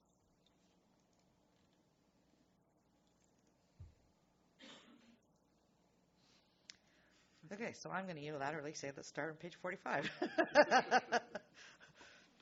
So page 45 has the operating request, and that's for, now these are total numbers for all, including Seashell and SIGD, correct? So like the 88,683 is not just the regional district proportion, it's everybody. That's correct. Okay. So these are the various pieces. So let's look at what the pieces are, and then let's look at the apportionment so we can play with those. So I want you to be clear about what we're looking at. So operating request, 88,683 total among all funders, and that's what it would cover there. Okay, so there's a list there. Then there's capital request of 10,000, basically for computers and server. Capital requests less urgent, but phone system, website development, and furniture, that is falling apart. And then the operating requests additional materials, supervisor position, and recruitment costs. Okay, so that's what we're looking at, determining which you'll fund, how much you'll fund, and how you'll fund it. So let's look to page 62. Sorry, yeah, Tina? Yeah, staff just also wanted to note that in part of the contemplations of what has been presented by the Library Association, we did include in the report, but I didn't highlight it, but in looking and doing some further research into actually the original establishment of the library services, as well as the wordings within the bylaw. And I think that past practice has been that the library services for the regional district have not funded capital, but there are some examples of precedent where minor capital were approved. So I think it would be it is appropriate within the current framework that could be contemplated. The one thing that cannot be contemplated, though, is an establishment of a reserve. That is quite explicit, where with the Local Government Act, that a separate bylaw would have to be created for that purpose. So that $10,000 for the regional district funders could not be contemplated as part of the current bylaw structure. And that's been all the figures that have been presented have removed that $10,000 for contemplation. So this is actually, it's saying a reserve, but it's actually money that was spent last year out of operating to cover this off. So it's actually a reimbursement of expenses that were already paid. My understanding, is that correct? Yes, that's correct. That's what happened. So reserve may not be the right amount, right term. So how would we do that? Okay, so that's further information that Yes. we're not aware of. Okay. And how it's been contemplated here is the 108 is ongoing. So we assumed that was to build up a reserve for future recruitment. And I do recall there was some discussion about repatriating that funds from their operating because it was unanticipated. Yes. So I guess that's what the clarification would be. So then essentially what the board and the funders are contemplating is actually $98,516 for ongoing funding. Yes. And the $10,000 will actually be placed over on the side as a one-time replenishment per se. So if it's a one-time replenishment to actually sit in a reserve for future, again, I understand the semantics, but still, staff would not agree that that would be appropriate, because if they're placing it into a reserve, then it's still a reserve. Yeah, okay. If it walks like a duck, talks like a duck, it's a duck. Yeah, no, got it, okay. Any other questions about the various pots? Director Lee. It's a question about how to fund them, actually. The capital funding, has there been any request for grants or any allowance for grants for the capital? Because capital grants are usually possible to get, whereas operating costs are not. You mean grants from other Grants from other organizations other than us, yes. I think, and I know that in our memorandum of understanding, there actually is an allowance for the library to come with requests for grants, for capital outside of the regular operating budget. That's part of the memorandum of understanding that we set up before. So they could come on a yearly basis for capital requests. But with regards to applying externally, I don't know if that's been done. Typically, they come to the funders for that in the community. Typically, other not-for-profits that I've been involved in will use a capital grant from an organization such as us as their share of a provincial or a federal or another granting agency, and it works quite well that way. And usually, you'll get 25% from us and 75%, or 50 from us, 50 from someone else. And that's actually, I find, a good way to do it, because it becomes like it was their money in order to go apply for grants. So hence my question, are we sure we need all this from us as taxpayers? Okay. I won't comment on that at this point. Any other? Yes, Director McMahon. I'm just going to make a general comment when it comes to the library budget, that the library is telling us why they need more funding, but it isn't the role of the SCRD board to manage their budget. It's our role to figure out how much money we're going to give them, and then they manage their budget. So just because in the past, in some occasions, the directors have gotten way down into the weeds of saying, you don't need these 5 books. So let's try and refrain from going there. Thank you. Any other comments? All right, let's move to page 62.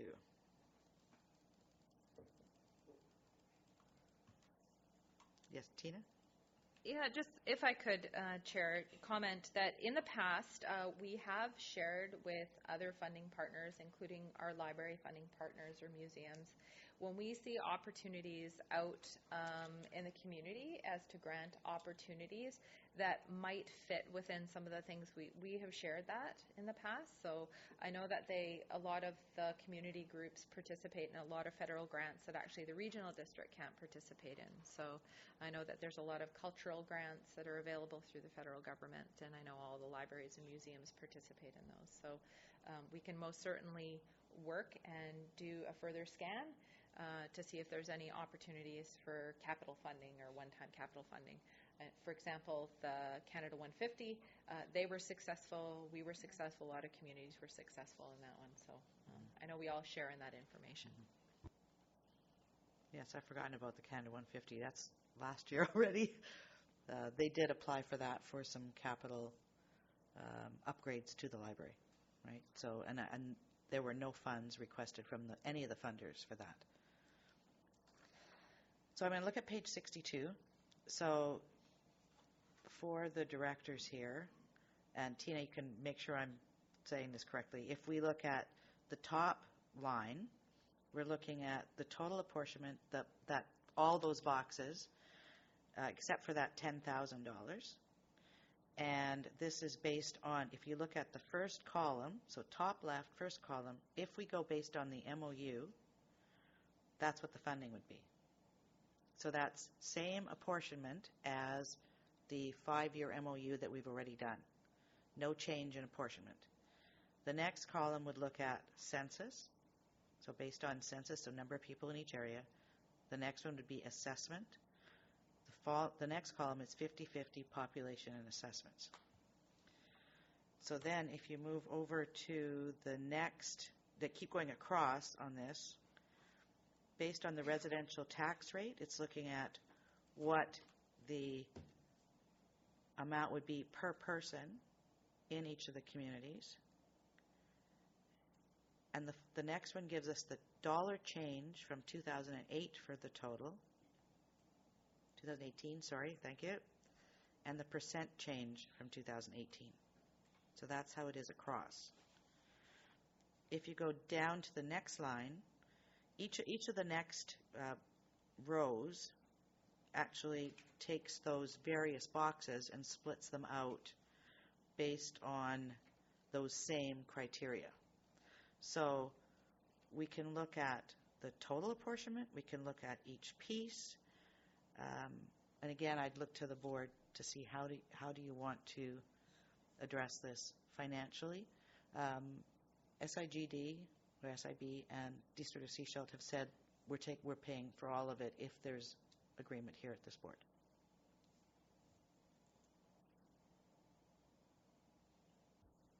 What would you like to do? Director Tice. So I just want to clarify. I think what Director McMahon has said is very appropriate, and so I think we should be looking at just total apportionment, and then they can figure out where their budgets, where their money goes. But I'm just wondering where with my statement saying that I'd like to stay with the 50-50 going to Gibson's, where that works into the calculation, and whether that's something that we should be disputing right now. And over to staff. We Yes. talked about this in our meeting this morning. Yeah, so I think, thank you for highlighting that, because I think that's where staff are most certainly, that would be our next steps, is understanding how that would impact. If any of these different funding apportionments were selected, or even if a different funding level, because really what some of these decisions is a funding level. So if the Area D library participant wants to then revisit and make sure that, okay, let's say they're going to be funding now $79,000 or $94,000, do they want that same amount to be translated into the Gibson's funding? And if it would, what that would then mean is that Area D's funding would then increase far greater, and then the district or the Gibson's and Area funding for those partners, Town of Gibson's, Area F, and Area E, would actually reduce. Their apportionment would reduce. So it has sort of accordion impacts. But do we know how much the difference is? Not until we make a decision on this. Okay. So what and you're we looking, get direction from the. what you're looking for today is, what would we like to see brought forward to Monday with regards to these various, like, do we want to fund it all? Do we want to not? And then Monday we would look at what are the implications of that and actually make the final decision at that point about what we're moving forward. Is that correct? Yeah, so I think the decision points for today is, do you want to just fund the base level? Do you want to fund all the operational, like give some direction to staff as to what is it that you are willing, the funders are willing to contribute towards for the library. Okay. So that's step one. Mm-hmm. Step two would then be for us to then decide what method you want to allocate that funding based on. Mm-hmm. And thirdly, staff would then go back and provide what the various allocations would be based on the Gibson side, if there was any change to Area D, is really the trigger point. Okay. And then we would bring that on Monday. Okay. Director Tice, do you want to follow up, and then we'll go to McMahon? Yeah, so the way that I understood it, and the way that I would like to see it happen is that Gibson's library asked for a small increase, and that essentially would determine the amount of money that I would be willing to also give to the Sechelt Library. And so based on Gibson's ask, that's the amount that I would want to give towards the Sechelt ask, because looking at our per capita library spending as well as our usage of the three libraries that Roberts Creek pays into, that would be, I think that would make the most sense from a Roberts Creek perspective. I'll look to staff. Do you have any idea what the impact of that would be? That would mean that if there was a desire from the other funding partners, so in this particular case it would be all the other funding partners, that would reduce the amount that Area D would be participating, because it wouldn't say let's just look at the base level. Okay. And they want to just fund 2% over what they did last year, which is the ask, or what Gibson's and Area received. Then we would have to plug that number in, but then how do we fund the shortfall with the other ones? It essentially would mean that the other ones' percentage would increase, or their apportionment would increase. So you're saying we couldn't fund based on the MOU, because that doesn't allow for that.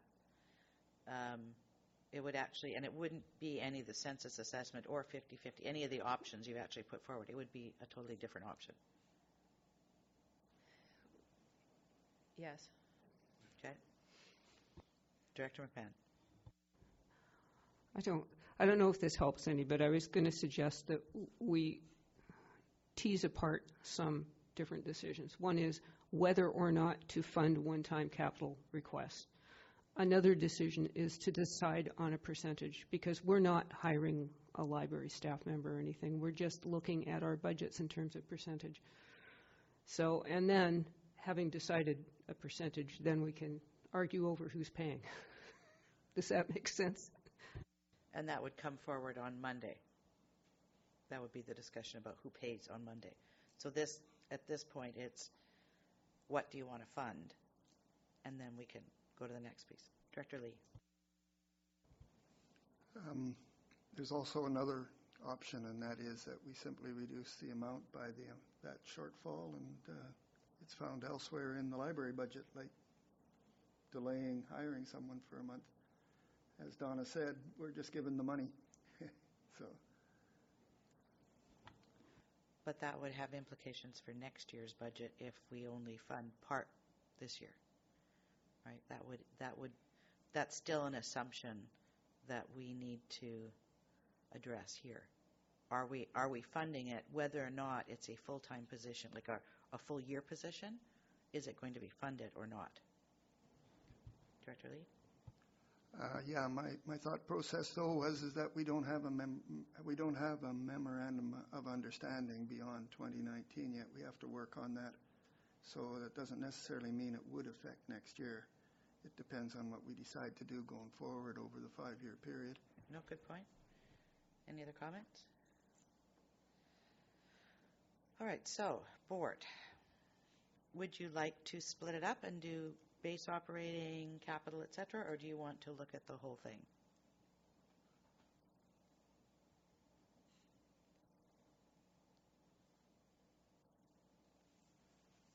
I'm patient. I know. It's one of those tough decisions.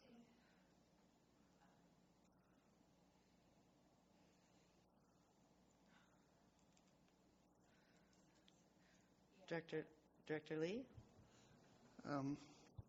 My whole problem with all of this is I don't understand the library function as it relates to Area A, in that we have community schools that are doing adult education and doing drop-in. And we have the reading room that's doing a lot of the library funding, but I'll have to admit it's supported very well by Seashell. So I don't know my per capita funding. Well, I think what staff are saying at this point is that's the piece we're gonna play with on Monday. So at this point, they're looking for direction as to which pieces do you want them to bring forward next week, right? Do you want them to bring all of it forward? Do you want them? Are you saying, we'll pay for this, but we don't want to include this other piece? That's what they're looking for direction on. And then when it comes Monday, then it'll be looking at who is paying what and how much. And we'll still have an opportunity at that point to add or delete, right? But if you look at this one page, it's got all of these various options. So they don't want to prepare all of these options. They want us to narrow it down so that they know which options they're to bring forward on Monday. So I think I understand these tables, but I just would like to confirm it. Okay. The top gray table and the one labeled MOU is a summary of all the ones below. Yes. My comments were around the fact that I don't know which way to jump, and because in previous years we had funded this rate, yes. Therefore I'm assuming that it's been looked at, and I can go with that. So I will worry about it in 2020. So Seashell has already accepted the increase and funded it, right? And so, SIB. So they have said yes. they're going with it. Yes. I think all my other rural directors, except for Andreas, are all in line. I'm in line with that. Okay.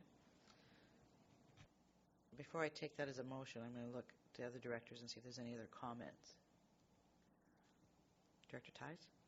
I know I'm in a bit of a unique position here, but I do think that total apportionment makes sense, and that and I don't think we need to go with the splitting it up at this point. Okay, so did you want to speak, Director Julius? Yeah, I just wanted to make the one comment. This is probably going to take forever, but I just want to go with the recommendations of staff. Okay. So Director Lee, did you have anything to say over there? No?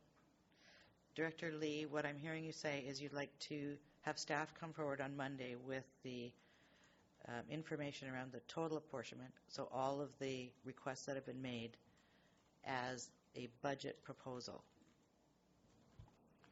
Actually, I thought I was agreeing with one of staff's recommendations. Well, staff are looking to us to tell them which one we want to do. Tina. Thank you, Chair. Just for staff's clarification, so what I'm hearing, I just want to clarify, so what we're hearing. So we prepared the correct information. So part of the analysis on page 62 is what the various scenarios and the implications would be. Understanding that for area A and for area D, there are other considerations such as the reading room, so they want to know the full implications. We have clear direction from area D that they want to only fund a 2% increase over last year. So what we'll have to then consider is how that shortfall, if the other funding partners want to fund all the requests from the Seashell Library Association. What I'm hearing from Area A is that they're okay with funding the increases, including all the one-times is, I think, what I'm hearing as well. But what that would mean, based on Area D's recommendation, is in the past, Area A funded about 4.76% of the funding. So that would increase a little bit over the prior because of the Area D recommendation. So it will impact all of them.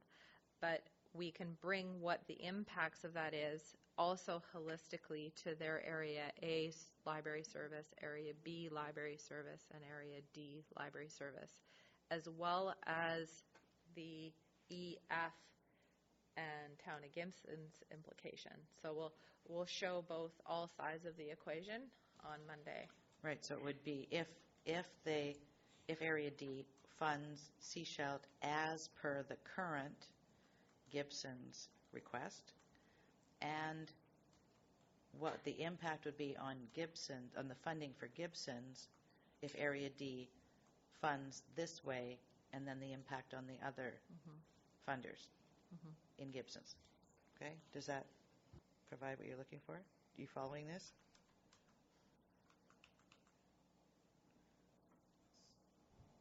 So you're saying that the scenario that you pointed out earlier was the that Roberts Creek ends up paying for a higher percentage of Gibson's, and that was the scenario. The other scenario. Well, there would be two. I didn't hear you say that, but that would be the other alternative. Yeah, that's not what my desire is, but yeah. that was the other scenario that you were going to put on the. No, okay. I was not unless directed. Okay. So which scenario are you looking at presenting? Just if they follow the funding that they provided for Gibson's currently, what that looks like in the Sechelt in relation to the total apportionment. See, I don't get how that figures with the MOU then and the percentages. That's going to be the hard thing, because Yes. I think that right now, for instance, Area B participates at 19.31%, District of Sechelt 63. Like, this has a snowball effect, a cascading effect, not just to the Sechelt funding, but well, it doesn't, because I think right now we're set with the Gibsons, and that's what the Area D director has said, is that I've made a decision to fund 2% extra. I'm going to mirror that to this. However it shakes out, that's fine. Now, just the cascading effect is then how does the shortfall get funded? Does that make sense to you? That makes sense, yeah. Director McMahon? Yeah, so just for clarification, if Area D funds 2%, then that doesn't affect the Gibson's library funding in E&F, because that's Correct. already sorted out, so we're good. But it does impact the funding for Sechelt. Okay. So it sounds like the recommendation that would be coming forward here is we consider the total apportionment, but bring back information to the Monday meeting, the budget meeting on Monday, anticipating that Area D will only fund based on the budget amount approved for the Gibson's Library.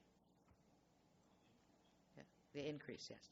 Yeah, Tina? I would actually make a recommend that the Area D recommends that staff review funding apportionment for the District of Sechelt, because that's actually, if that's what we're willing to do, then we make a motion on that. Sorry, say that again. You'd like a motion that Area D, that staff come back with apportionment for Area D based on funding for Gibson's Library and the impact on the Sechelt Library funding. Okay. Yes. Okay. Does that make sense, Tara? Yeah. Okay. For the total apportionment. Well, and also what I think we need clear is what the funding partners are willing to share based on those boxes. Are you willing just to contemplate the base, the one-time capital, the additional funding? Like, yeah, what service level are you wanting to fund? I think District of Sechelt and the nation have made a decision on that, meaning we will fund all the requests. Yes. Pending SCRD. Yes. So again, staff would need to know, are we contemplating the 700,000, 717, or are we contemplating the 857? Director Pratt? For Half Moon Bay, we'd be willing to, we're so closely tied with Sechelt, and that we would be willing to follow Sechelt and the Sechelt Nation's lead on that as well. Okay, any other directors? Director Van? A question arose in discussion a few weeks ago, which was whether we could fund any of the one-time capital requests through grant and aid, but my sense was that grant and aid is not allowed to be used for capital requests. Is that correct? Staff? Legislatively, you can't, one service can't fund another one through grant and aid. That's, don't want to use it legal, but yeah. Okay. So how about we hear from Director Hiltz? Do you want to weigh in? Well, it doesn't look like it will make a significant difference to Area D or Area F. It shouldn't make any difference. It's the shortfall will come from the funding partners of the Sechelt Library. That's my understanding of how it would play out. Okay, so do we have a clear motion? Yes, no? Do you want to try something, Tara? Thank you, Chair Seegers. That staff report to round 2 budget with total apportionment information based on the following electoral area requests. Area D, fund only an increase similar to Gibson's Public Library, approximately 2%. Area A, funding the increase including the one-time requests, and Area B, funding the increase including one-time requests. Does that give staff sufficient direction? Yeah, it's increased to operational, the increase in capital, and then the increase in basically service level decision, which is the new staffing requests and the materials and supplies. Right. I think at the beginning she was talking about total apportionment. Yeah. So okay, that would be the whole piece, right? Okay. Does everybody know what we're voting on? Okay. All in favor? Any opposed? Motion carries. Thank you. We're at 11:30 or 11:25. We have a number of items here. Could we take a 5-minute break? Thank you.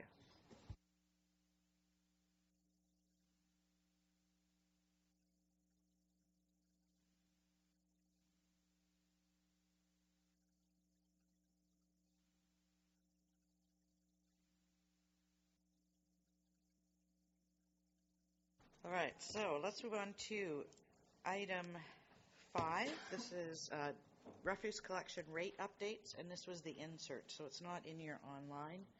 This would be in the package that you have, pages 72 to 74. So we've received the report, so I'll look to staff to take us through this one. Thank you, Chair. So based on the revised contract values for waste management for weekly manual garbage collection, it's recommended to increase the refuse collection fee by 5% for 2019. And staff do apologize that this is a little bit late, as we didn't receive the information from the contractor until the agenda distribution. So the refuse collection operating reserve also has an estimated year-end balance of $164,000, and this has been slowly building up over the last few years in anticipation of some new service deliveries. So staff are not recommending we use this funding for operational, but pending some policy and program decisions related to curbside organics or recycling, these funds could be used to offset some of those implementation costs. So in order to meet the annual April 15th billing for the curbside collection services, the fees and charges bylaw 431 will need to be amended and will be brought forward to the March 14th board meeting for 3 readings and adoption if this fee increase is approved. Okay, and this will impact areas B, D, E, and F. Director McMahon? I'm happy to move the staff recommendations. So all 3 as listed? Is there a seconder? Thank you. Any discussion? Director Ties? I'm just wondering if we're now funding the trucks that Gibson's no longer needs. But that's and that's why it's costing 5% more. But I guess since we don't really we're kind of shooed into this contract, aren't we? So there's not really any options there. I think this was in response to the fact that we haven't moved the whole contract forward at this point. We were looking at bi-weekly garbage, and now we're looking at weekly for a period of time until the rest of it gets resolved. So this was the incremental cost of that. Director Hiltz? Yeah, I'll be supporting the motion, and I like to think of it as the dollar value, not so much the 5%. 5% sounds pretty big, but I think this is like 15 cents per week, I think, as the increase. I think that's, so it seems a small increase. Okay, any other comments? All those in favor? Thank you. Next item, Executive Assistant, BC Council of Forest Industries Convention. The CAO, I guess, is speaking on this. Thank you, Chair Seegers. So staff had prepared this report and the following report, understanding that perhaps there is an interest among the directors to attend the conference. So this is our normal process for approving these types of things and understanding who wants to be able to attend. So open for discussion. Thank you. My understanding is that the Council of Forest Industries, BC Council of Forest Industries, will cover the cost for one director to attend, like their... Just the conference, not the travel or the stipend. Right. Yeah. They do cover accommodation, I believe. One hotel night and the registration for one director. Anybody else who attends, there is a cost, additional. Director Tighe? Yeah, I just want to point out that it seems like the following one, the Symposium Water Stewardship, happens concurrently. So, no, it doesn't? Same week. Well, same week, but not same dates? Oh, okay. Never mind. Okay, so is there any appetite at the board level to attend the Council of Forest Industries Convention? Director Beamish. Just for information, because Thursday is a board meeting that week, I do plan on attending on the Friday only, and just because that's, according to their preliminary program, that's the day for Indigenous presentation, and I want to attend that in part and meet the Squamish. I am still looking at it as well. I haven't committed. I'm trying to make room in my agenda, in my calendar. Director Pratt? I am interested in attending. However, I do want to, being that it is one complimentary, I would like to open it up to other directors as well, because I do have a number of opportunities in other areas to connect. So if there's another director that would like to take advantage of the complimentary rather than the chair doing so, I'm open that up to them. Director Hiltz? Speaking specifically, I'm not interested in going to the conference, but I do have a question from staff and kind of a public perception point of view of complimentary accommodation and registration. Is this kind of a normal thing for lobby groups to do this? What's staff's experience with this and how receiving of gifts and such as this? I'm just kind of interested how it sits. Staff? Thank you, Chair. So from the three of us here at the table, we've never really seen this before. So this would be unusual. And I do know that it's been offered to every municipality in the province. So it's not like just here, right? It's been open to everybody. Yes, go ahead. Yeah, and I see at least it goes back to 2015 that this is Kofi's practices of doing this for other places. The accommodation is the new one this year, right? So usually the complimentary registration is there. But I'm going to ask staff again, what is the public perception of something like this?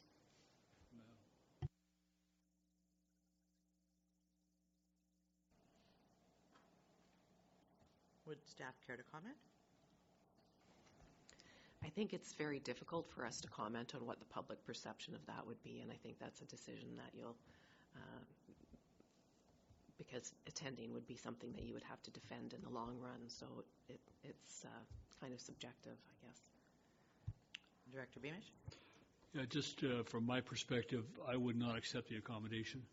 I would do that through the town, so I wouldn't accept the expenses, but when you go to these things, there are meals that come with them sometimes, and and you go to the luncheon, but that's all I would go for.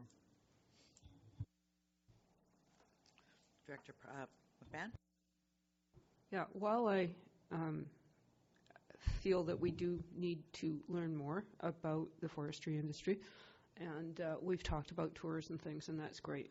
At this time, my priority is on water, so I'm more interested in that conference. And I just point out that as far as I know, we have no meetings on that Thursday, the 4th, April 4th. Director Lee? I'd just like to see a little clarity. The mayors are invited separate from us? Yes. Okay. And Director Pratt, you've got someone offering to pay for your attendance?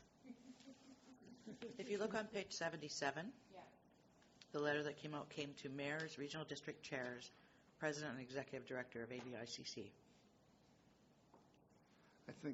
Personally, I think if our chair is interested in going and she would go, I think it's a good option for me. I'm always interested in logging, but that's I'd rather see someone that was not aware of logging go. Okay, so there's a motion on page 75 that we could move forward.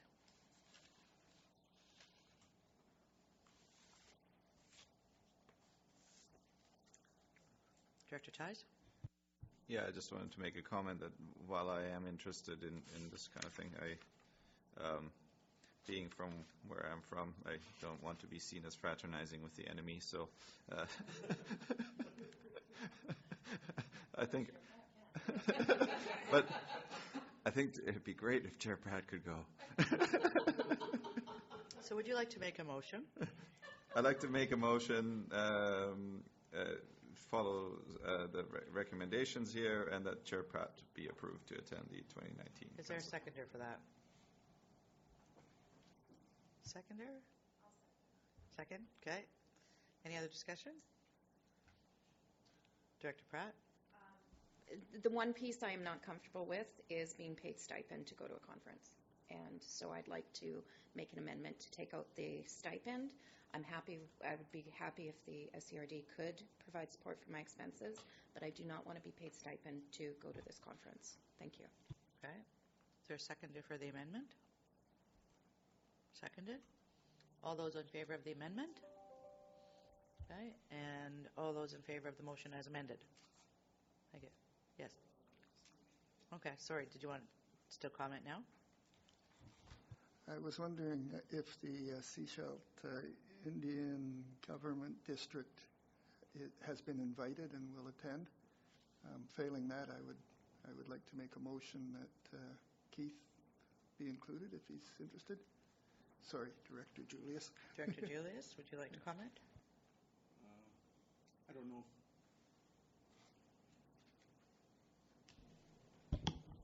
Thank you. I don't know if my government is going. I don't even know if we received this information, but no, it's something that I don't care to go to. Thank you.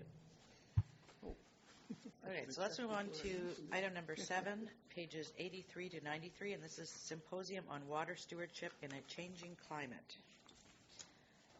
And I think there's some interest from some of the directors to attend this one. Who would like to attend? Director Hiltz? Yeah, I'm very interested in it, and I followed up with Kim, who is the organizer, and it's an interesting group. It's a split, about 100 people registered so far. You got 1/3 locally elected officials and staff, 1/3 stewardship, and 1/3 others like academics. So it's a good mix, and it involves citizen science and watershed governance, and is there to inform the discussion once people leave. So it seems to speak to a lot of the issues that the regional district is dealing with. Okay, so you'd like to attend? Definitely. Any other directors? Director Ties? Director McMahon? So we have 3 directors who would like to attend. What is the board's wishes?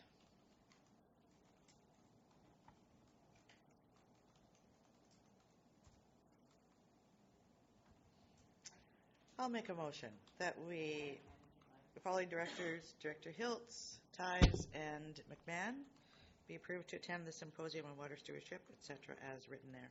Is it seconded? Okay. Any discussion? All those in favor? Thank you. So no communications, new business, strategic priority advocacy. And this is, we're looking for a conversation on this, and this is to inform staff in preparation of our budget discussions on Monday. And who would like to speak to this? Go ahead. Director Pratt. Thank you. This is actually in light of our new strategic plan coming up and there being a number of areas of advocacy that as a board we've been discussing and a community as a whole. There's a lot of additional work that we may need to embark upon this upcoming term, but especially this beginning part of the year as we look at implementing our strategic plan, moving forward with more collaborative government across the coast, as well as advocating more at the provincial and federal levels. There may be costs associated with that, and I just want to make sure that we are considering that and budgeting enough for that as we move forward. Thank you. So it sounds like what we're looking for staff to bring information to the meeting on Monday on is how much is already budgeted for kind of advocacy, board involvement, board travel to go meet with ministers, et cetera, like that, and so that we can use that to inform whether or not we need to put additional money in there. So I think that's what we would need to know is what scope would be included, because if it's looking at the travel budgets for directors, then we could see what's there, what could be anticipated, say if it's one time more a month or something like that. So if that's kind of what we're looking at is to compare what the existing budgets are, but if there's any other scope, then we would have to better understand what that would be to see if our existing budgets can accommodate that. Okay, so which budgets would potentially be impacted if we had directors or the chair doing more travel to Victoria, for example, to meet with ministers, potentially looking at meeting with around water, environment, forestry, any of these issues that we're dealing with? What budget items would those impact? So more from a regional district standpoint, yes. Right? So, okay, that helps. But it sounds more in line with travel in relation to or to elected officials, in relation to advocacy for certain yes. types of initiatives. Yes. So I think that helps us. So what we might want to see is what's actually been spent maybe over the last couple of years and what the budget is for this year, so that we can look at, is that going to be sufficient given what we anticipate coming up? Does that make sense? Does that meet the needs? Yeah. Go back to Pratt, and then I'll come to Ties. There's also that strategic priority piece around the strategic planning. How much has already been allocated for the strategic planning with our consultant, and moving, and which is, I know it's difficult because we haven't even discussed as a board the draft strategic plan, but we did. Through our conversations so far, we have very lofty goals, and in moving forward our regional interests, and a lot of that is providing a more collaborative approach to governance across the Sunshine Coast, as well as promoting our regional interests to the other levels of government at the province and at the federal level, as well as increasing our building on our relationships with our First Nations partners. So there's a whole strategic priority piece that of the budget that maybe we need to look at. That this is the reason I brought this up with the Director Seegers earlier today, was we had to have this conversation, and because we've only allocated $25,000 for strategic planning and implementation, and so I'm curious where we're at with that right now, and what the budget will be, like what we have left for implementation. So it sounds like there's a couple of things there. One is around implementation, but you've added another piece in that if we're looking to build relationships with our or the Squamish Nation, right, that there's going to be some funds expended there. And where would that show up, and how would that show up? And it is implementation of the strategic plan, but it's also advocacy. Staff. Yeah, so what I'm hearing is, first, of course, we haven't adopted the strategic plan, so we really haven't talked about an implementation process, which typically, in my experience, you would agree to what the implementation on some of those strategic initiatives would be, timelines, et cetera, and then we would, allocate or present some options for budgeting on how you would achieve those types of things. So since we don't quite have that yet, of course, it's probably a little bit premature to present something. What I'm hearing, though, is there's already active increase in engagement, advocacy, etc.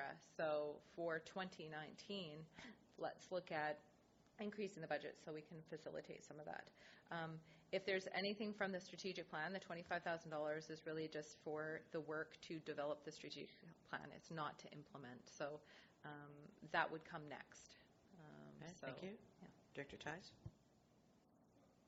Yeah, and I think maybe a third piece that could be part of that is looking at our strategic plan. I see an increased need for communications, and so I don't know as to how we apportion that a section of that towards advocacy, and how we communicate that to the public, but also how the communications would work their way into other government agencies that we're trying to get a better relationship with. But I think increasing funding to communications and maybe creating one FTE should be something that could be coming out of the strategic plan eventually. So I don't know when we want to tackle that subject, and if that's right now is the point, but just a thought.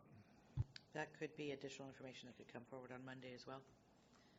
The impact of moving our part-time communications person, is it part-time at this point?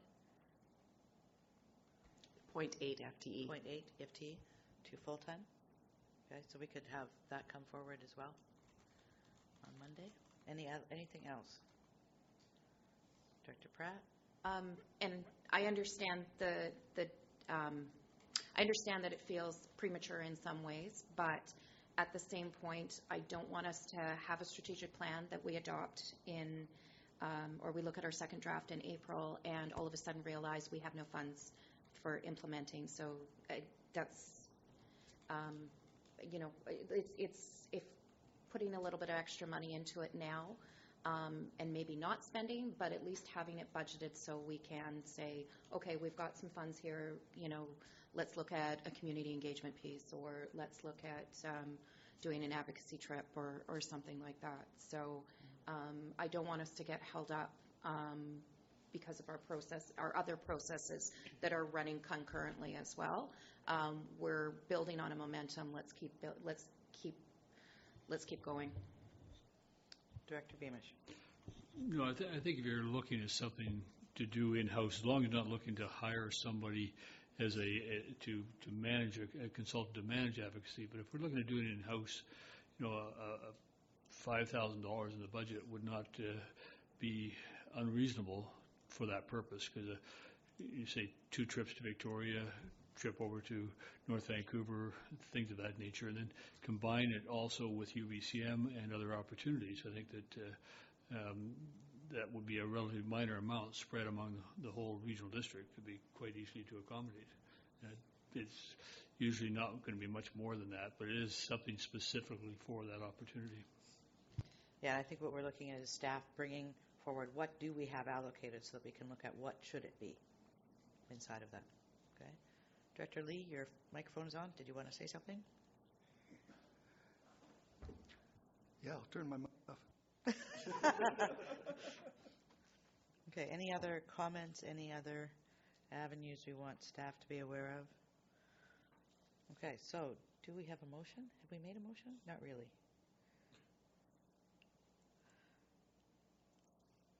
I think we're looking for staff to bring a report to Monday's budget meeting, round 2 budget meeting, identifying current budget allocations for board travel.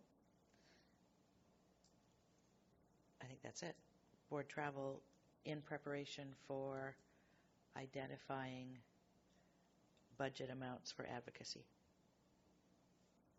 with a focus on advocacy. That's pretty much it.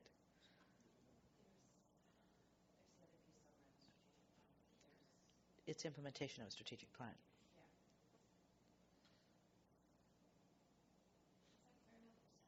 Is that clear enough? Do you know what we want? Yes, no? Tina, do you know what we're looking for? I do, but what I'm going to recommend is I'm going to hazard upon just putting money in, not knowing what it's going to be for yet, because there are other sources of funds which we may be able to accommodate.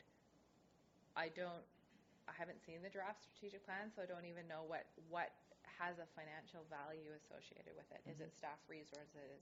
Is it et cetera? So in a regional district model as well, to just tax an amount through general government might not actually get what you want, because it might be something related to regional planning.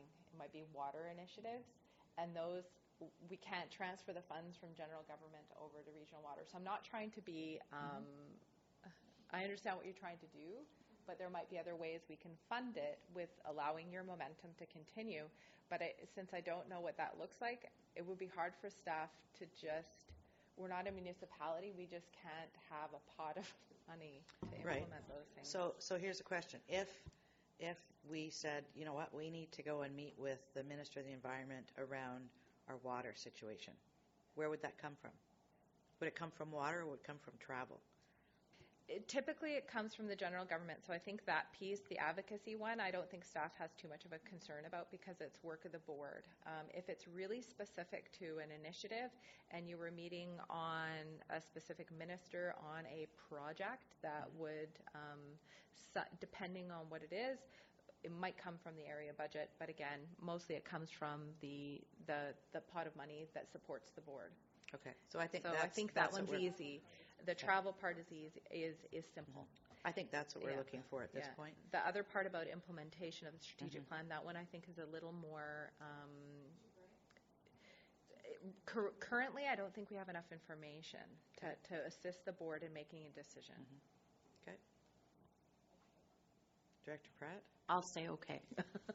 and that's fair, and it's and I understand the difficult position, and I've just in working through how we do things at the RD is so it's a good information piece and learning piece, and at the end of the day, I just want to reiterate how motivated we are to move projects forward and work on things and keep things moving forward. So it sounds like we want staff to bring a report back on the amount allocated currently in the budget for board travel. Okay. Would you like to make that motion? I will make that motion. And second it?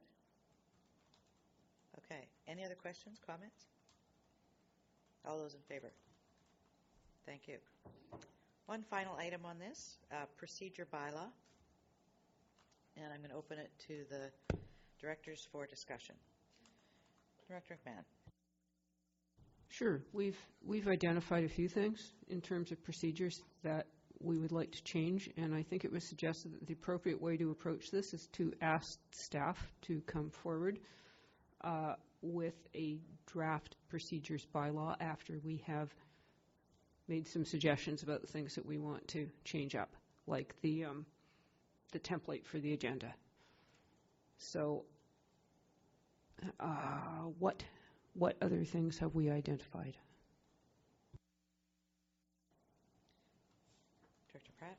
So one of the things that I've heard is adding questions into the actually adding a question period into the agenda template for public which is also something I know that the town of Gibson's has recently adjusted their agenda template as well. The other piece around the procedure bylaw is the agenda review, the procedure that because the agendas go out currently on a Friday, and in reading and doing some research around other regional districts where there's a bit of there's a combination. Some regional districts do that the agendas go out before, or the agendas just go out from staff, and other regional districts have them so that the agenda is reviewed by the chair of the board prior to getting distributed amongst the board and being published. So there was a question around, maybe looking at that as well. So would the board members like it emailed to us, the whole procedure bylaw first, and then have an opportunity to review it, give input, and then come back with a draft? Is that what you're looking at? Or, because it sounds like, I have to say I read it at some point, but I have no idea. Director McMahon? I think it is in our Arrow folder. Perfect, so I can read that before I go to bed one night? To help me go to bed? I don't need any help to fall asleep, sorry. So we're looking at what is the best process here. Yes. Should we be doing our homework first and then bringing this back? Okay. Any comments? Director Hiltz? Looking at its bylaw 717, it was last adopted in July 2018, last year. So I guess I'm just asking staff, is there a built-in periodic review of the procedure, or is it purely board-driven, or what's been the past practice? Like, why did it get updated in July, for example? Okay, so while staff's going to answer that, I'll tell you that the District of Sechelt, we updated our procedure bylaw. The election was in October. I think we updated in September, and then we updated again last month. Because we, as a new council coming in, we changed some of the processes. So the procedure bylaw actually was set up for the previous board here.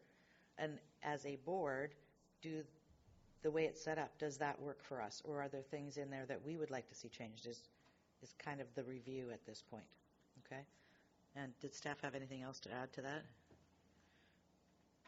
Thank you. So the redevelopment, if you like, of the board procedure bylaw was actually a key deliverable of the strategic plan of the last board.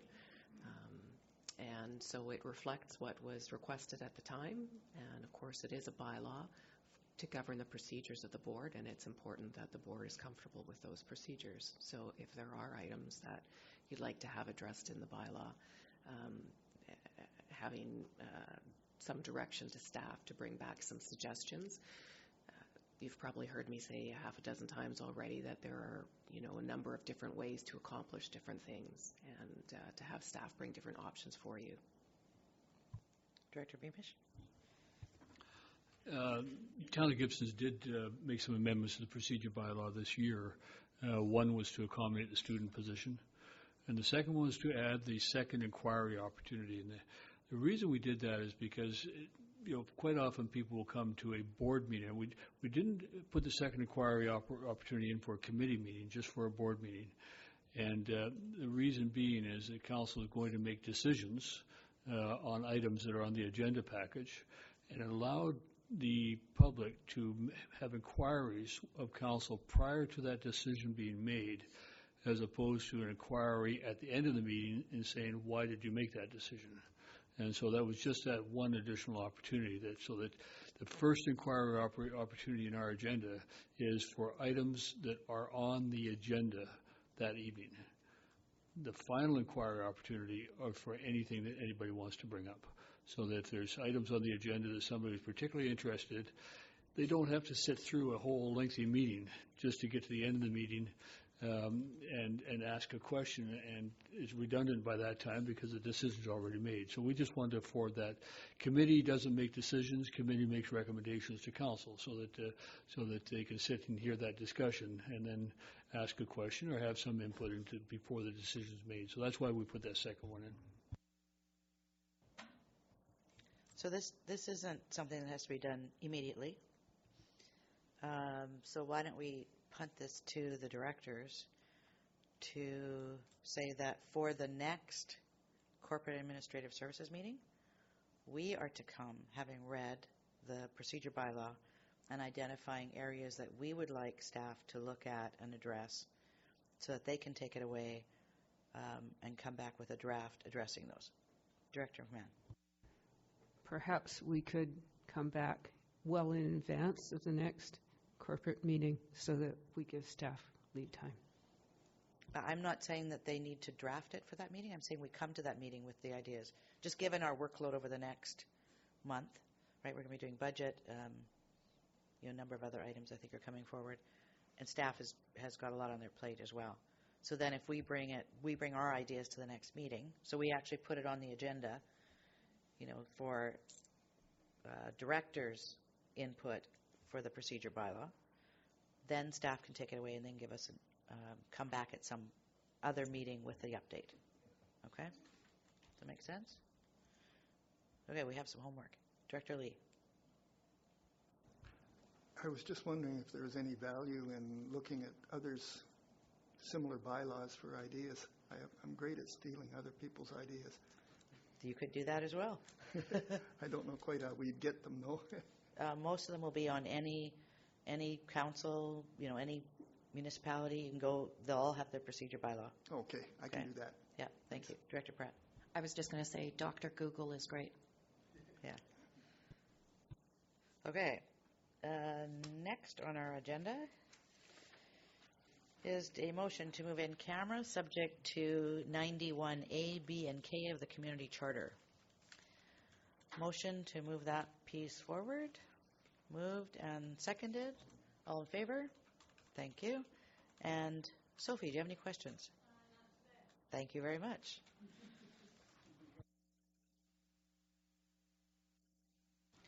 Sean was good, but it's nice to have you back.